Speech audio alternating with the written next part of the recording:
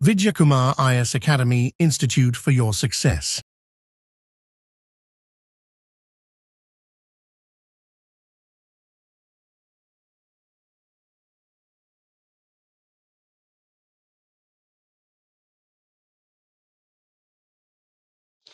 So நேற்றைய வகுப்புல நேற்று அதுக்கு முன்பு நம்ம பார்த்த தமிழ் வகுப்புகளில் நம்ம ஏதாவது நம்ம கட்டுறதுல ஏதாவது உங்களுக்கு சந்தேகம் இருந்தது அப்படின்னா கேட்டிங்கன்னா ஆன்சர் பண்ணிடுறோம். இன்றைய வகுப்புல நம்ம எதை கற்க உள்ளோம் அப்படின்னு பாத்தீங்க அப்படின்னா சந்திப்பிலை அப்படின்றது பார்க்க இருக்கோம். இது ரொம்ப மிக மிக முக்கியமானது. ஏன்னா சந்திப்பிலை பேஸ் பண்ணி நம்ம கொஸ்டின்ஸ் அப்படின்றது டெஃபினட்டா பாத்தீங்கன்னா ஓகே தேங்க்யூ ஃப்ரெண்ட் ஸோ கண்டிப்பா நமக்கு எத்தனை கேள்விகள் வரும் அப்படின்னா குறைந்தபட்சம் ஒரு 4 கேள்விகள் அப்படின்னு வரதுக்கான வாய்ப்பு இருக்கு. ஸோ இன்னைக்கு கிளாஸ்ல நமக்கு எத்தனை கொஸ்டின் இருக்கு அப்படின்னா வணக்கம் நண்பர்களே. ஸோ 4 கேள்விகள் அப்படின்றது வருவதற்கான வாய்ப்புகள் இருக்கு அப்படின்னு சொல்லி பார்க்கிறோம். ஸோ அதனால இன்னைக்கு கிளாஸ் நம்ம அட்டன் பண்ணிட்டீங்க, புத்தகத்துல அண்டர்லைன் பண்ணிட்டீங்க, அதை திருப்பி ரிவைஸ் பண்றீங்க அப்படின்னா 4 கேள்விகள் அப்படின்றது நம்ம எடுத்துட்டு போறோம் தேர்வுல. அப்ப தேர்வுல கண்டிப்பா கேட்கக்கூடிய கேள்வி அனைத்துக்குமே விடையளிக்கக்கூடிய வகையில தான் இன்றைய வகுப்பு சந்திப்பிலை இருக்க போகுது. சோ இது நமக்கு அந்த மொத்தமா கிராமட்டிக்கலா சந்திப்பிலையில என்னென்ன பிரச்சனை எல்லாம் வருமோ அது எல்லாமே நம்ம இன்னைக்கு அணுக போறோம் அப்படின்னு சொல்லி பாக்குறோம். சோ இது நம்ம முதல்ல பார்க்க போறோம். அந்த தினமணி செய்தித்தாள் அப்படின்றது இன்றைய மதியம் உங்களுக்கு அப்லோட் ஆயிடும் தனியா வீடியோ. சோ நீங்க அதை அங்க பாத்துக்கலாம். அந்த இரண்டாவது நம்ம என்ன பார்க்க போறோம் வகுப்புல ஜிகே வகுப்புல என்ன பார்க்க போறோம் அப்படின்னா டெல்லி சுல்தானியர்கள் பார்க்க போறோம். சோ இப்ப டெல்லி சுல்தான்ஸ் அப்படின்றது நம்ம ஹிஸ்டரியில கொஞ்சம் கஷ்டமான ஒரு ஏரியான்னு பாக்குறோம். ஆனா அதையும் நம்ம ரொம்ப சுலபமா படிக்கிறதுக்காக நம்ம என்ன பண்ண போறோம் அப்படின்னா நம்ம கதை, அந்த கதைக்குள்ள வரக்கூடிய கேரக்டர், அந்த கேரக்டர் பண்ணக்கூடிய சாதனைகள் அப்படின்ற அணுகுமுறையில நம்ம போனோம் அப்படின்னா ஒரு நாவல் படிக்கும் போது, ஒரு சிறுகதை படிக்கும் போது, இல்ல ஒரு திரைப்படம் பார்க்கும் போது நமக்கு எப்படி நினைவுல நிக்குதோ காட்சிகள் அந்த மாதிரி நம்ம காட்சியை நிறுத்த போறோம். சோ அதோட சேர்ந்த மாதிரி அந்த கேரக்டர் என்னென்ன சாதனைகள்லாம் பண்ணாங்க அப்படின்னா அரசர்கள் தான், வேற யாரும் கிடையாது.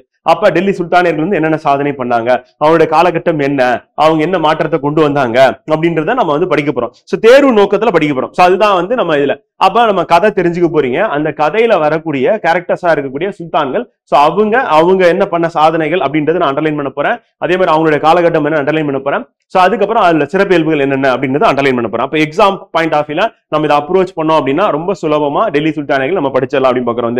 சோ இது இரண்டாவது தலைப்பா பாக்குறோம். சோ அதற்கு அடுத்து என்ன பார்க்க போறோம் அப்படின்னா நம்ம டைம் அண்ட் ஒர்க் சோ அப்ப ஆட்கள் டைம் அண்ட் ஒர்க் அப்படின்னும் போது பாத்தீங்கன்னா வேலை மற்றும் காலம் அப்படின்னு பார்க்கறதுனால காலம் மற்றும் வேலை அப்படின்னு பார்க்கறோம். இந்த தலைப்பு பார்க்க போறோம். இன்றைய வகுப்புல நம்ம டைம் அண்ட் ஒர்க் அப்படின்றது கம்ப்ளீட் பண்ற மாதிரி ஒரு பிளான் ஒன்று பண்ணிருக்கோம் ஃப்ரெண்ட். சோ அப்படி பார்த்துட்டோம் அப்படின்னா பாத்தீங்கன்னா இன்றைய வகுப்பு நம்ம நிறைவு செய்வோம் இதோட அப்படின்னு பாக்குறோம். சோ அப்ப நம்ம இந்த ஃபர்ஸ்ட் தலைப்பா இருக்கக்கூடிய சந்திப்பிலை அப்படின்றதுல நம்ம ஆரம்பிப்போம் வாங்க. சோ ஏற்கனவே முந்தைய வகுப்புகள்ல நீங்க படிச்சதுல ஏதாவது டவுட் இருந்ததுன்னா கண்டிப்பா கேட்கணும். சோ அதுதான் நான் எதிர்பார்க்கிறேன். இப்ப லைவ்ல சாட்டை நான் பாக்குறதும் இல்ல அதே மாதிரி உங்ககிட்ட கேட்கறதுக்கான காரணம் என்னன்னா நீங்க படிக்கிறீங்களா இல்லையான்னு எனக்கு எப்படி தெரியும் அப்படின்னா நீங்க சந்தேகங்களை கேட்டாதான் எனக்கு தெரியும். சந்தேகம் வராத அளவுக்கு நான் வகுப்பு எடுத்தாலும் நீங்க படிக்கும் போது உங்களுக்கு சில புரிதல்கள் இல்லாம இருக்கும். சோ அப்ப இது எப்படி படிக்கலாம், தேவையா தேவையில்லையா அட்லீஸ்ட் அப்படின்னு கேட்டீங்கன்னா நல்லா இருக்கும் அப்படின்னு சொல்லி பாக்கிறோம். சோ நம்ம இதுக்கு முன்னாடி பார்த்த தலைப்புகள் என்னென்ன பார்த்து முடிச்சிருக்கோம் அப்படின்னு பார்த்தோம் அப்படின்னா எழுத்து இலக்கணம், சொல்லி இலக்கணம், பொருள் இலக்கணம், யாப்பு இலக்கணம், மணி இலக்கணம் பார்த்தாச்சு, கிராமரோட பேசிக்ஸ். அதே மாதிரி அழகு 1 முதல் 7 நம்ம நேற்றைய வகுப்புல தான் நம்ம ஆரம்பிச்சோம். சோ அதுல பிரித்தெழுதல், சேர்த்தெழுதல் அப்படின்னு நம்ம நேற்று பார்த்துட்டோம். சோ அந்த டாபிக்கை பொறுத்தவரையும் பாத்தீங்கன்னா நம்ம அந்த இலக்கணம் அப்படின்றது பாத்தீங்கன்னா தெரிஞ்சு வச்சுக்கலாம். ஆனா நம்ம திருப்பி பிரித்தெழுதுக சேர்த்தெழுது ரிவிஷன் பண்றது மூலியமா தான் நம்ம என்ன பண்ண முடியும் நம்ம ஞாபகம் வச்சுக்க முடியும். அண்ட் சுலபமா அதுல கேட்கக்கூடிய கேள்விகள் அப்படின்னு ஒரு 5 கேள்விகள் வருவதற்கான வாய்ப்பு இருக்கு நேற்றைய வகுப்புல. சோ அதை ஈஸியா நம்ம ஸ்கோர் பண்ணிட்டு போயிடலாம் அப்படின்னு பாக்குறோம். சோ அதனால அதை மனசுல வச்சுக்கிட்டு நம்ம ப்ரிப்பேர் பண்ணோம்னா சரியா இருக்கும். அதே மாதிரி நான் சொல்றது எல்லாமே ப்ரீவியஸ் இல்ல, இந்த வருடம் இன்னும் கூடுதலான கேள்விகள் வருவதற்கான வாய்ப்புகள் இருக்கு அப்படின்னு பாக்குறோம். ஏன்னா நம்ம கிராமர் அது தொடர்புடைய தலைப்புகள், இலக்கணம் அது தொடர்புடைய தலைப்புகள் 85 கேள்விகள் கேட்க போறாங்க அப்படின்னு சொல்லி பாக்குறோம். நம்மளுடைய இலக்கு என்ன அப்படின்னா 100க்கு 100 போடணும் அப்படின்ற இலக்கை நம்ம வச்சுக்கிட்டு நம்ம பயணிக்கிறோம் அப்படி சொல்லி பாக்குறோம். Okay no doubt. அப்ப ஸ்ட்ரைட்டா இன்னைக்கு சந்திப்பிலை போயிடலாமா? இன்றைய வகுப்புல நம்ம பாக்குறது சந்திப்பிலை, எழுத்துப்பிழை, ஒற்றுப்பிழை பார்க்க போறோம். ரொம்ப ஒரு ஜாலியான ஒரு கிளாஸா இருக்க போது சுஜின்ரா எஸ் ஃப்ரெண்ட் இருக்கு ஃப்ரெண்ட். ப்ரீவியஸ் வீடியோ இருக்கு, லைவ்ல பாத்தீங்கன்னா இருக்கும். எக்ஸர்விஸ்மென்ட் கட் ஆஃப் பொறுத்தவரையும் ஃப்ரெண்ட் அரௌண்ட் 130 ல இருந்து 140 கொஸ்டின்ஸ் அப்படின்றது நீங்க போட்டீங்க அப்படின்னா கிளியர் ஆகிறதுக்கான சான்சஸ் இருக்கு. சோ எக்ஸர்விஸ்மென்ட் கட் ஆஃப் எவ்வளவு இருக்கு அப்படின்னா கொஸ்டின்ல சொல்றேன் 130 to 140 இந்த ரேஞ்சில இருக்கு. ஸோ இந்த ரேஞ்ச் அப்படின்னும் போது நீங்க டார்கெட் எவ்வளவு வைக்கலாம் அப்படின்னா வந்து பாத்தீங்கன்னா 160 வச்சுக்கிட்டீங்கன்னா சேஃபர் சைட் வந்து. ஸோ 160 கொஸ்டின் அப்படி இல்லைன்னா 150 to 160 அதுதான் வந்து எப்பவுமே வந்து நமக்கு வந்து நல்லது வந்து. ஸோ அதுக்கு கம்மியா நம்ம போட்டுட்டோம் அப்படின்னா நல்லதுக்கு இல்லை வந்து. காரணம் என்ன அப்படின்னா வந்து பாத்தீங்கன்னா எவரி இயர் வந்து பாத்தீங்கன்னா டிஎன்பிசியோட எக்ஸாம் எழுதுற மாணவர்களோட எண்ணிக்கை அதிகரிக்குது. அது மாதிரி எக்ஸர்வீஸ் மேன் அதிகமாக எழுதுறதுக்கான வாய்ப்புகள் இருக்கு. ஸோ 130 to 140 அப்படின்ற அரௌண்ட் இருந்தது வந்து பாத்தீங்கன்னா நீங்க 150 to 160 அப்படின்றது நீங்க ஒரு பிளான் போட்டுக்கிட்டீங்கன்னா கரெக்டா இருக்கும். தமிழ்ல சொல்ல வேண்டியதுல இதுல நம்ம 100க்கு 100 எடுக்கிறது நம்ம வகுப்பு இருக்கு. இதை ஃபாலோ பண்ணீங்கன்னா போட்டுடலாம் வந்து. மேக்ஸிமம் நம்ம 25 அப்படின்றது நம்ம பிளான் பண்ணிருக்கோம். ஸோ அந்த அது மட்டும் இல்லாம வந்து பாத்தீங்கன்னா நம்ம ஜிகே அப்படின்றதுலயும் வந்து மேக்ஸிமம் 90% நம்ம ஸ்கோர் பண்ணணும் அப்படின்னு சொல்லி 68 கொஸ்டின் சொல்றோம் வந்து. ஸோ இப்போ இதை நீங்க ரெகுலரா ஃபாலோ பண்ணீங்க அப்படின்னா நம்ம அகாடமி புத்தகத்துல வந்து படிக்கிறீங்க, டெஸ்ட் வந்து நம்ம ஆப்ல வந்து போட்டீங்க அப்படின்னா போதும், டெஃபினட்டா வந்து பாத்தீங்கன்னா நீங்க ரொம்ப சுலபமா இந்த ஸ்கோரை வந்து நீங்க எடுத்துடலாம் அப்படின்னு பாக்குறோம் வந்து. ஸோ அப்ப 150 160 அப்படின்னு சொல்லி டார்கெட்டா வச்சு படிச்சீங்கன்னா கரெக்டா இருக்கும் ஃப்ரெண்ட் வந்து. ஸோ இதுதான் வந்து உங்களுக்கான கட் ஆஃபா வந்து இருக்க போகுது அப்படின்னு சொல்லி பாக்குறோம் வந்து. ஓகேங்களா சுஜின்ராஜ்? பூஜா இருக்கு, வீடியோ இருக்கு, பாத்துக்கலாம் நீங்க. வர்ணா சிஸ்டம் அப்படின்னா என்ன அப்படின்னா வந்து பாத்தீங்கன்னா ஒரு 4 நிலையா வந்து பிரிக்கிறாங்க ஃப்ரெண்ட் வந்து. ஒண்ணு என்ன அப்படின்னா வந்து பாத்தீங்கன்னா என்னன்னா வந்து அரசர்கள் அப்படின்னு பாக்குறோம் வந்து. சோ அது வந்து அரசர்கள் வந்து ஒரு கேட்டகரியில வைக்கிறாங்க. ரெண்டாவது என்ன அப்படின்னா வந்து பாத்தீங்கன்னா பிராமணர்கள் வந்து. சோ அவங்க ஒரு கேட்டகரியில இருக்காங்க வந்து.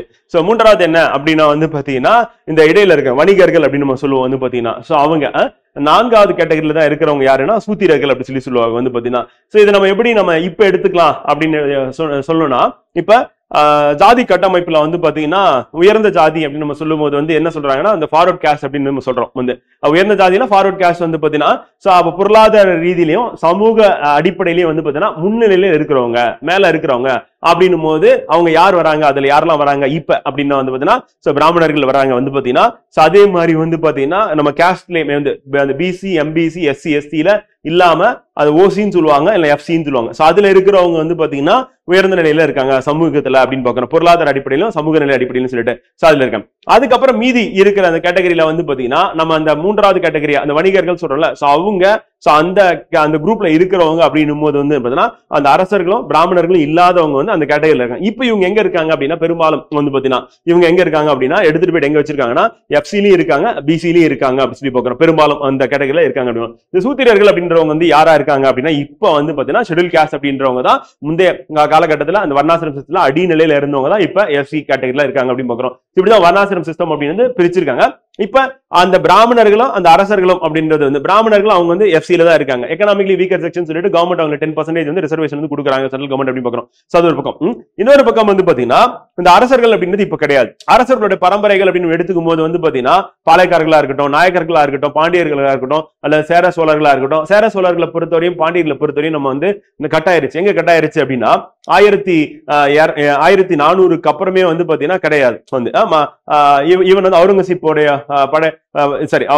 படையெடுத்து வரும்போது வந்து பாத்தீங்கன்னா எக்ஸாம்பிள் வந்து அலாவுதீன் கில்ஜியுடைய படைத்தளபதி வந்து மாலிகாஃபூர் வந்து படையெடுத்து வருவார். அப்ப பாண்டியர்கள் வந்து இருந்திருக்காங்க, அவங்களுக்குள்ள ஒரு பிரச்சனை இருந்திருக்கு. அதுக்கப்புறம் வந்து யார் வராங்க அப்படின்னா நாயக்கர்கள் வராங்க அப்படின்னு பாக்குறோம். நாயக்கர்களுக்கு அடுத்து யார் இருக்காங்கன்னா பாளையக்காரர்கள் இருக்காங்க பாக்குறோம். அதுக்கப்புறம் பிரிட்டிஷ் வந்துருது. அப்ப கடைசியா வந்து நம்மள ஆட்சி புரிந்தவர்கள் அப்படின்னு பார்க்கும்போது தமிழ்நாட்டு அப்படின்னு எடுத்துக்கும் போது நாயக்கர்களும் பாளையக்காரர்களும் பாக்குறோம். இப்ப இவங்களும் எந்த கேட்டகரியில போய் உட்கார்றாங்க அப்படின்னா இப்ப இருக்கக்கூடிய அந்த கேஸ்ட் சிஸ்டத்துல வந்து பாத்தீங்கன்னா எஃப்சி அப்படின்ற கேட்டகரியில போய் உட்கார்றாங்க அப்படின்னு பாக்குறோம். சோ அப்ப அந்த மூன்றாவதா இருக்கக்கூடிய அந்த குலம் தான் என்ன அப்படின்னு பாத்தீங்கன்னா இப்ப இருக்கக்கூடிய பெரும்பாலான பிசி எம்பிசி இருக்காங்க அப்படின்னு பாக்குறோம். அந்த கடைசியில இருக்கிறது யாரு அப்படின்னா வந்து எஸ்சி எஸ்டி அப்படின்னு சொல்லிட்டு சூத்திரர்கள் அப்படின்னு பாக்குறோம். இப்படிதான் வந்து வர்ணாசிரம் சிஸ்டம் அப்படின்னு கட்டமைக்கப்பட்டுள்ளது அப்படின்னு பாக்குறோம்.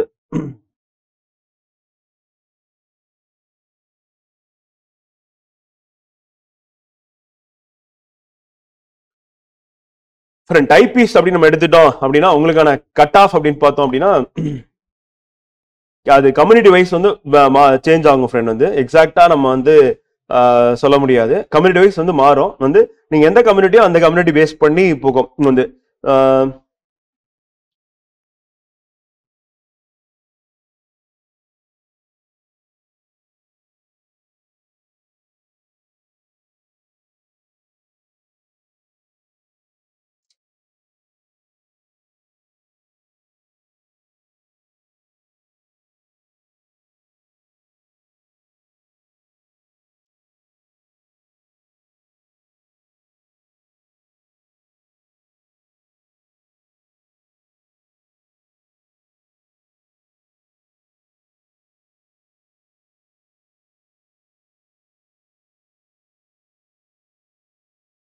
டைபிஸ்டுக்கும் இதே ரேஞ்சில் நீங்க ஃபிக்ஸ் பண்ணிட்டீங்கன்னா கரெக்டா இருக்கும் ஃப்ரெண்ட். வந்து 150 அப்படின்றத நீங்க ஒரு டார்கெட்டா வச்சுக்கோங்க. வந்து அது வந்து நல்லது. அந்த டிசபிலிட்டி கேண்டிடேட்ஸ் அப்படின்னு எடுத்துட்டீங்க அப்படின்னா ஒரு 140 கொஸ்டின்ஸ் எடுத்துக்கோங்க. வந்து மத்த எல்லாருமே வந்து 180 தான் நீங்க டார்கெட் பண்ணி ஆகணும், வேற வழி கிடையாது. ஸோ உங்களுக்கு வந்து பாத்தீங்கன்னா 180 கேள்வி அப்படி சொல்லி பார்க்கணும். ஸோ அப்போ டிசபிலிட்டி கேண்டிடேட்ஸ் அப்படின்னா வந்து ஒரு 140 கொஸ்டின்ஸ் அப்படின்ற மாதிரி நீங்க ஒரு டார்கெட் ஃபிக்ஸ் பண்ணிக்கோங்க. அதான் வந்து சேஃபரா இருக்கும். ஏன்னா இப்போ நிறைய பேர் வந்து பாத்தீங்கன்னா டிசபிலிட்டி கேண்டிடேட்ஸ் வந்து ப்ரிப்பேர் பண்ண ஆரம்பிச்சிருக்காங்க. ஸோ அதனால கட் ஆஃப் அப்படின்றது வந்து உங்களுக்கு 140 இருக்கிறதுக்கான வாய்ப்பு இருக்கு. அண்ட் எக்ஸ் சர்வீஸ்மென் கோட்டாலையும் வந்து பாத்தீங்கன்னா 130 to 140 கொஸ்டின்ஸ் அப்படின்ற அடிப்படையில் இருக்கு போது. அண்ட் டைபிஸ்டுக்கும் வந்து பாத்தீங்கன்னா இதே ரேஞ்சில தான் இருக்கும் 140 அப்படின்னு சொல்லி பாக்குறோம். 140 அப்படின்றது வந்து இருக்கும் ரேஞ்சு. ஆனா இதுல வந்து பாத்தீங்கன்னா ஒரு 10 கொஸ்டின் குறையிறது 10 கொஸ்டின் ஏறுறது அப்படின்றது இருக்கிறதுக்கான வாய்ப்பு இருக்கு. சோ அதனால நம்ம டார்கெட் அப்படின்னு பாத்தீங்கன்னா 150 அப்படின்னு சொல்லி டைபிஸ்ட் வந்து நீங்க ஃபிக்ஸ் பண்ணிட்டீங்க அப்படின்னா கண்டிப்பா உங்களுக்கு வந்து வேலை நிச்சயம் அப்படின்னு பாக்குறோம். வந்து அதே மாதிரி டிசபிள் கேண்டிடேட்ஸ் வந்து பாத்தீங்கன்னா 140 அப்படி நீங்க ஃபிக்ஸ் பண்ணிட்டீங்க அப்படின்னா உங்களுக்கு வந்து நல்லது. ஏன்னா டிசபிலிட்டிலேயே வந்து பாத்தீங்கன்னா ஜென்ரல் இருக்கு, பிசி இருக்கு, எம்பிசி இருக்கு, எஸ்சி இருக்கு, எஸ்டி இருக்குன்னு சொல்லி பிரிக்கும் போது என்ன ஆகும்னா அப்ப அதுக்குள்ள நீங்க வந்து காம்படேட் பண்ணணும் அப்படின்னும் போது வந்து உங்களுக்கு 140 அப்படின்னு நீங்க ஃபிக்ஸ் பண்ணிட்டீங்கன்னா 200 கேள்வி 140 கேள்வி நீங்க கரெக்டா போட்டீங்க அப்படின்னா உங்களுக்கான வேலை வந்து கண்டிப்பா வந்து இருக்கும் அப்படின்னு நீங்க உறுதிப்படுத்திக்கலாம். டைபிஸ்ட் வந்து 150 அப்படின்ற மாதிரி போட்டுக்கோங்க. ஸ்டெனோ இருக்கு அப்படின்னா வந்து பாத்தீங்கன்னா நீங்க 140 அந்த ரேஞ்சில இருந்தாவே போதும். வந்து சோ உங்களை பொறுத்தவரைக்கும் வந்து பாத்தீங்கன்னா டைபிஸ்ட் பிளஸ் ஸ்டெனோ இருந்ததுன்னா 140 அப்படின்னு பாக்குறோம். வந்து அதே மாதிரி எக்ஸ் சர்வீஸ்மென் கோட்டா அப்படின்னு எடுத்துட்டோம் அப்படின்னாலும் அதுவும் 140, பட் 150 நீங்க டார்கெட் ஃபிக்ஸ் பண்ணிட்டீங்கன்னா கரெக்டா இருக்கும் அப்படின்னு சொல்லி பாக்குறோம் ஃப்ரெண்ட். ஓகேங்களா? சோ டைபிஸ்ட் சொல்லிட்டேன், ஸ்டெனோ சொல்லிட்டேன், அண்ட் டிசபிள்டு கேண்டிடேட் சொல்லிட்டேன், அண்ட் எக்ஸ் சர்வீஸ்மென் சொல்லிட்டேன். சோ இந்த மனசுல வச்சுட்டு நீங்க ப்ரிப்பேர் பண்ணீங்கன்னா கரெக்டா இருக்கும். அண்ட் அதர் ஸ்டூடெண்ட்ஸ் எல்லாருமே என்ன பண்றீங்கன்னா 180 அப்படின்னு டார்கெட் ஃபிக்ஸ் பண்ணுவீங்க. ஏன்னா முதல் நாள் கவுன்சிலிங் போயிட்டு போஸ்டிங் எடுக்கிறது தான் நல்லது அப்படின்னு பாக்குறோம். இப்ப நிறைய பேர் வந்து இப்ப குரூப் 2 TA ரிசல்ட் வந்திருக்கு, 2000 கிட்ட வருது ரேங்க் அப்படின்ற. சோ அப்ப சர்வீஸ் கிடைக்கிறதுக்கான வாய்ப்புகள் மிக மிக குறைவா இருக்கு அப்படின்னு பாக்குறோம். சோ அப்ப நம்ம அந்த டாப் வந்து 500க்குள்ள இருக்கிறது அப்படின்றது ரொம்ப ரொம்ப முக்கியம் அப்படின்னு பாக்குறோம். 500க்குள்ள நம்ம இருந்தோம் அப்படின்னா சேஃபர் ஜோன்ல இருக்கீங்கன்னு அர்த்தம். சோ அந்த ரேங்க் எடுக்கணும் அப்படின்னும் போது என்ன ஆகணும்னா நமக்கு 180 அப்படின்றது நம்ம டார்கெட்டா வச்சோம்னா தான் கரெக்டா இருக்கும். அதுல இருந்து ஒரு 5 கொஸ்டின் குறையுது அப்படின்னாலும் நீங்க என்ன பண்ணிடலாம், வந்து கண்டிப்பா உங்களுக்கான சர்வீஸ் வந்து இருக்கு அப்படின்னு சொல்லி பாக்குறோம். நம்ம கம்மியா டார்கெட் ஃபிக்ஸ் பண்ணும்போது அதை விட கம்மியா வந்தது அப்படின்னா அது வந்து ரிஸ்கியா வந்து இருக்கும் அப்படின்னு சொல்லி பாக்குறோம். ஓகேங்களா? வேற ஏதாவது டவுட் இருக்கா?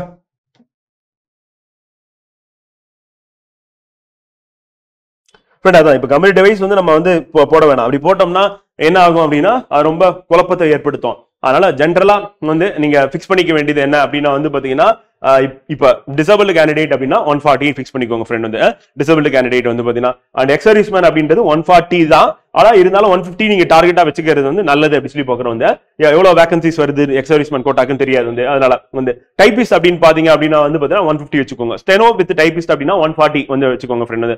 இந்த ரேஞ்சில இருந்தா கரெக்டா இருக்கும். இப்ப எஸ்சியா இருக்கட்டும், எஸ்சி, எம்பிசி, பிசி, முஸ்லீம் சொல்லி இந்த மாதிரி கேண்டிடேட் நீங்க இருக்கீங்க. சோ நீங்க வந்து அந்த 180ல என்ன ஆகும் அப்படின்னு பாத்தீங்கன்னா ஒரு 10 வந்து கொஸ்டின் கம்மியா போட்டாலும் எஸ்சி கேண்டிடேட்டுக்கான வாய்ப்புகள் வந்து இருக்கு அப்படின்னு பாக்குறோம். வந்து அப்ப 170 போடுறேன், 169 போடுறேன், 168 போட்டா கூட உங்களுக்கான போஸ்டிங்ஸ் அப்படின்றது கிடைக்கும் அப்படின்னு பாக்குறோம். பிஎஸ்சிஎம் பெருசா பிளே பண்ணாது, ஏன்னா எல்லாருக்கிட்டையுமே பிஎஸ்சிஎம் வந்து இருக்கும் அப்படின்னு பாக்குறோம். மெஜாரிட்டி தமிழ் மீடியம் ஸ்டூடெண்ட் தான் வந்து என்ன பண்ண போறாங்க, இந்த எக்ஸாம் எழுத போறாங்க. அதனால பிஎஸ்சிஎம் வச்சு ஏதாவது டிஃபரன்ஸ் இருக்குன்னு இருக்காது. வந்து சோ அப்ப ஜெனரல் கேட்டகரியில இருக்கீங்க அப்படின்னா ஒரு 5 கொஸ்டின் வந்து கூடும். அதே வந்து பாத்தீங்கன்னா எஸ்சி கேண்டிடேட்டா இருக்கீங்க, எஸ்டி கேண்டிடேட்னா கண்டிப்பா ஒரு 10 கேள்வி வந்து குறையும். வந்து சோ இந்த ரேஞ்சில இருக்கும். பிசி எம்பிசிக்கு பெருசா வித்தியாசமே கிடையாது, ரெண்டு பேரும் ஏறக்குறைய ஈக்குவலா தான் இருக்கிற மாதிரி இருக்கும் கட் ஆஃப். சோ அதனால 180 அப்படின்றது நம்ம டார்கெட்டா வச்சுக்கிட்டீங்க அப்படின்னா நல்லது. இதுல ஒரு 10 கேள்வி குறைஞ்சாலும் எஸ்சி ஸ்டூடெண்ட்டுக்கு வாய்ப்புகள் இருக்கு அப்படின்னு சொல்லி பாக்குறோம். அவ்வளவுதான். சோ அப்ப நம்ம மைக்ரோ லெவல்ல இன்னும்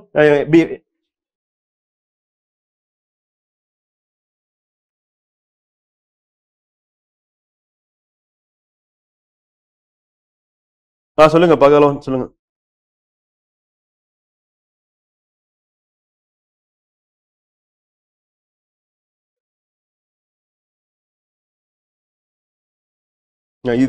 டிசபிலிட்டி கேண்டிடேட் மேக்ஸிமம் மார்க் எந்த சப்ஜெக்ட் எடுக்கிறேன்னா இது என்ன கேள்வி வந்து முதல்ல. அதாவது வந்து டிசபிலிட்டி கேண்டிடேட் எந்த சப்ஜெக்ட்ல மேக்ஸிமம் அந்த மாதிரி ஏதாவது பார்த்து டிஎன்பிசி உங்களுக்கு போஸ்டிங் கொடுக்க போறாங்களா, அதெல்லாம் கிடையாது. வந்து எல்லாருமே வந்து அதிகமா ஸ்கோர் பண்ணக்கூடிய ஏரியா அப்படின்னா எல்லாருக்குமே பொருந்தும். டிசபிலிட்டி கேண்டிடேட் மட்டும் தமிழ் அப்படின்னு எடுத்துக்கிட்டோம் அப்படின்னா அதுல தான் நீங்க அதிகமா ஸ்கோர் பண்ண போறீங்க. அதை வச்சுதான் உங்களுக்கு போஸ்டிங்ஸ் வந்து கிடைக்க போகுது அப்படி சொல்லி பாக்குறோம்.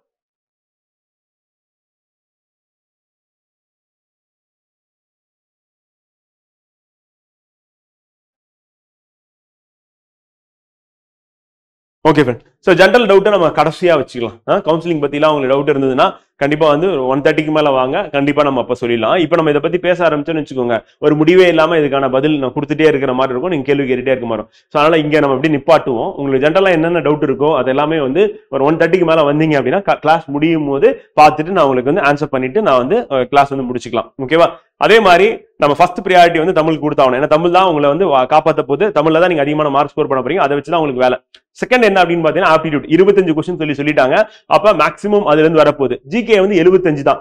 அப்ப ஜிகே கம்பேர் பண்ணும்போது இந்த 3ல ஒரு பங்கா வந்து எது இருக்கு அப்படின்னு வந்து பாத்தீங்கன்னா ஆப்டிடியூட் இருக்குன்னு பாக்குறோம். அப்ப அங்க போயிட்டு நம்ம 6 சப்ஜெக்ட் படிச்சு நம்ம வாங்குற மார்க்கை விட வந்து பாத்தீங்கன்னா இங்க ஒரு சப்ஜெக்ட்ல நம்ம அதிகமான மார்க் ஸ்கோர் பண்ணிட்டு போயிடலாம். இப்ப உதாரணத்துக்கு அதிகபட்சமா 20 கேள்விகள் வந்து கேட்கறாங்க. எதுலன்னா யூனிட் 6ல கேட்கறாங்க, யூனிட் 5ல கேட்கறாங்க அப்படின்னும் போது நம்ம எங்க வந்து நமக்கு அதிகமான கேள்விகள் இருக்கு அப்படின்னு பாத்தீங்கன்னா ஆப்டிடியூட்ல இருக்குன்னு பாக்குறோம். அப்ப Tamil first priority, aptitude second priority, GK வந்து பாத்தீங்கன்னா தேர்ட் ப்ரையாரிட்டியா நம்ம வச்சுக்கிற மாதிரி இருக்கும் அப்படின்னு சொல்லி பாக்குறோம். வந்து இவ்வளவு இதுதான் வந்து பாத்தீங்கன்னா ப்ரையாரிட்டி கொடுத்து படிக்கிறது. எந்த சப்ஜெக்ட் ஒவ்வொரு கேட்டகரிக்கும் மாறுமா அப்படிலாம் கிடையாது. எல்லாருக்குமே இது வந்து பொருந்தும். வந்து பாத்தீங்கன்னா அது வந்து டைபிஸ்டா இருந்தாலும் சரி, டிசபிள் கேண்டிடேட்டா இருந்தாலும் சரி, எக்ஸர்வீஸ்மென் கேண்டிடேட், ஜெனரல் கேண்டிடேட்டா இருந்தாலும் சரி, யாரா இருந்தாலும் தமிழ்ல தான் அதிகமான மார்க் ஸ்கோர் பண்ண போறீங்க அப்படின்னு சொல்லி பாக்குறோம். அதை வச்சுதான் உங்களுக்கான வேலை அப்படின்னு பாக்குறோம். ஓகேங்களா? சரி, இப்ப நம்ம என்ன பண்ணலாம் அப்படின்னா நம்ம இன்னைக்கு வகுப்பு வந்து பாத்தீங்கன்னா சந்திப்பிழை வந்து எழுத்துப்பிழை, ஒற்றுப்பிழை, அறிதல் அப்படின்னு பார்ப்போம். ரொம்ப ஓவரா வந்து பாத்தீங்கன்னா இத்தனை கொஸ்டின் போடலாம், அத்தனை கொஸ்டின் போடலாம் எல்லாம் முடிவு பண்ணாதீங்க. அதெல்லாம் நடக்கவே போதில்லை. நீங்க யோசிக்கிறது நடக்கவே நடக்காது. எக்ஸாம் ஆல் பண்ணீங்கன்னா நம்ம டார்கெட் என்ன அப்படின்னா வந்து உள்ளுவதெல்லாம் உயர்வுகள் அப்படின்ற மாதிரி அதிகமான கொஸ்டினை போடணும். ஜெனரல் கேட்டகரியில இருக்கிற போஸ்டிங் போய் எடுக்கணும். எடுத்துட்டு முதல் நாளே கவுன்சிலிங்ல என்ன பண்ணுவோம், வேலையை வாங்கிட்டு வரணும் அப்படின்ற மாதிரி பிக்ஸ் பண்ணுங்க. உங்க கம்யூனிட்டி உங்க கோட்டா அப்படின்னு நீங்க யோசிக்காம நீங்க டார்கெட் வந்து 180 பிக்ஸ் பண்ணுங்க. அதுக்கு தான் இந்த கிளாஸ். அப்ப இந்த கிளாஸை ஃபாலோ பண்றீங்க, நல்லா ரிவைஸ் பண்றீங்க, டெஸ்ட் பிராக்டிஸ் பண்றீங்க அப்படின்னு 180 போட போறீங்க. நீங்க கம்யூனிட்டி பத்தியோ கட் ஆஃப் பத்தியோ நீங்க ஏன் கவலைப்படணும் அப்படின்றத என்னோட கேள்வியா இருக்கு. அதனால இதெல்லாம் விட்டுட்டு எக்ஸாமுக்கு அப்ளை பண்ணோமா, நல்லா உட்காந்து படிக்கிறோம், ரிவிஷன் பண்றோம், டெஸ்ட் பிராக்டிஸ் பண்றோம், அழகா போய் ஜாலியா என்ஜாய் பண்ணி எக்ஸாம் அல்ல போய் உட்காந்து ஷேர் பண்ணி நம்ம முடிச்சு வரோம். வந்து 180 அப்படின்ற ஒரு இலக்கை நம்ம நோக்கி நம்ம பயணிக்கிறோம். அந்த 180 கண்டிப்பா நம்ம அச்சீவ் பண்ண முடியும் அப்படின்றதுதான் நம்மளோட வகுப்போட நோக்கமா இருக்கு. அதனால திருப்பி இதுக்கு எவ்வளவு கட் ஆஃப், அதுக்கு எவ்வளவு கட் ஆஃப் சொல்லி நான் ஏதாவது சயின்ஸ் சப்ஜெக்ட் ஸ்கிப் பண்ணலாமா? ஏன் ஸ்கிப் பண்றீங்க? உங்களுக்கு நான் கிளாஸ் நடத்துறேன், பிடிஎஃப் கொடுக்குறேன், அண்ட் ஆப்லயும் வந்து பாத்தீங்கன்னா ரொம்ப காஸ்ட் எஃபெக்டிவா daily test and weekly test வந்து இருக்கு. அது போட வேண்டியதானே?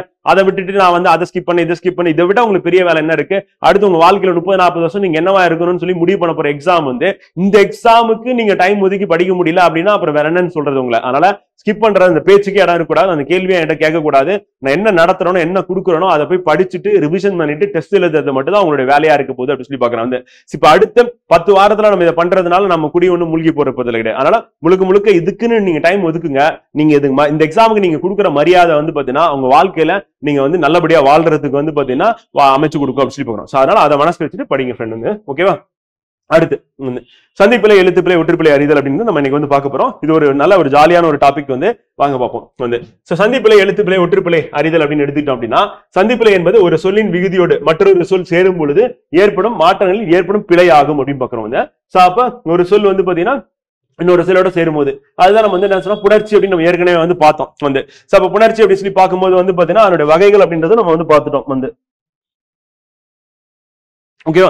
சோ அவருடைய வகைகள் அப்படின்னு பார்த்தோம். சோ அப்படி பார்க்கும்போது வந்து என்ன அப்படின்னா வந்து புணர்ச்சியில பொறுத்தவரையும் வந்து தோன்றுதல், திரிதல், கெடுதல் அப்படின்னு பாக்குறோம். அப்ப தோன்றுதல் புதுசா ஒரு எழுத்து வந்து தோன்றும். வந்து திரிதல் அப்படின்னா வந்து மாறுபடும். வந்து கெடுதல் அப்படின்னா வந்து பாத்தீங்கன்னா மொத்தமா அழிஞ்சிரும் அப்படின்னு பாக்குறோம். வந்து இந்த மாதிரி நிலைமொழியில வந்து நிலைமொழியும் வறுமொழியும் ஒன்னா சேரும் போது நமக்கு நடுவுல வந்து என்ன ஆகும்னா இந்த மாற்றங்கள் ஏற்படும் அப்படின்னு பாக்குறோம். வந்து அதான் விகார புணர்ச்சி அப்படின்னு சொல்லி சொல்றோம். இப்ப நாம் எழுதும் போது பொதுவாக அதிகம் செய்யும் பிழை என்னன்னா சந்திப்பிழை தான் அப்படின்னு பாக்குறோம். சந்திப்பிழை மட்டும் இல்ல, வார்த்தையே மாத்தி போடுறாங்க. இப்ப பாத்தீங்கன்னா பல இடங்கள்ல வந்து படிக்கும் போதே கஷ்டமா இருக்கும். உதாரணத்துக்கு வந்து பாத்தீங்கன்னா 2 சொல்லி நான் வர வேண்டிய இடத்துல 3 சொல்லி நான் போடுவாங்க. வந்து அது மாதிரி லா போட வேண்டிய இடத்துல வந்து லா போட்டுருவாங்க. வந்து சமயம் ரா போட வேண்டிய இடத்துல வந்து ரா இந்த ரா போட்டுருவாங்க. வந்து அப்ப இந்த மாதிரி வந்து பாத்தீங்கன்னா பல இடங்கள்ல வந்து பாத்தீங்கன்னா வாகனங்களை பின்புறத்துல வந்து பார்க்கலாம், இல்ல கடைகளோட பெயர்களை வந்து பார்க்கலாம். இந்த மாதிரி இடங்கள்ல வந்து பாத்தீங்கன்னா இந்த எழுத்து பிழையே வந்து இருக்கு அப்படின்னு பார்க்கணும். இப்ப நம்ம எக்ஸாம் பொறுத்தவரையும் வந்து மாணவிகள் வந்து பாத்தீங்கன்னா எழுத்து பிழை பண்ண மாட்டீங்க. ஏன்னா இந்த தேர்வுக்காக நீங்க தயாராகும் போது நம்மளுடைய புத்தகத்தை, பொது தமிழ் புத்தகத்தை தொடர்ந்து படிச்சீங்கன்னாவே உங்களுக்கு வந்து சந்திப்பிழை அப்படின்ற பிரச்சனையே வந்து உங்களுக்கு வராது அப்படின்னு பார்க்கணும்.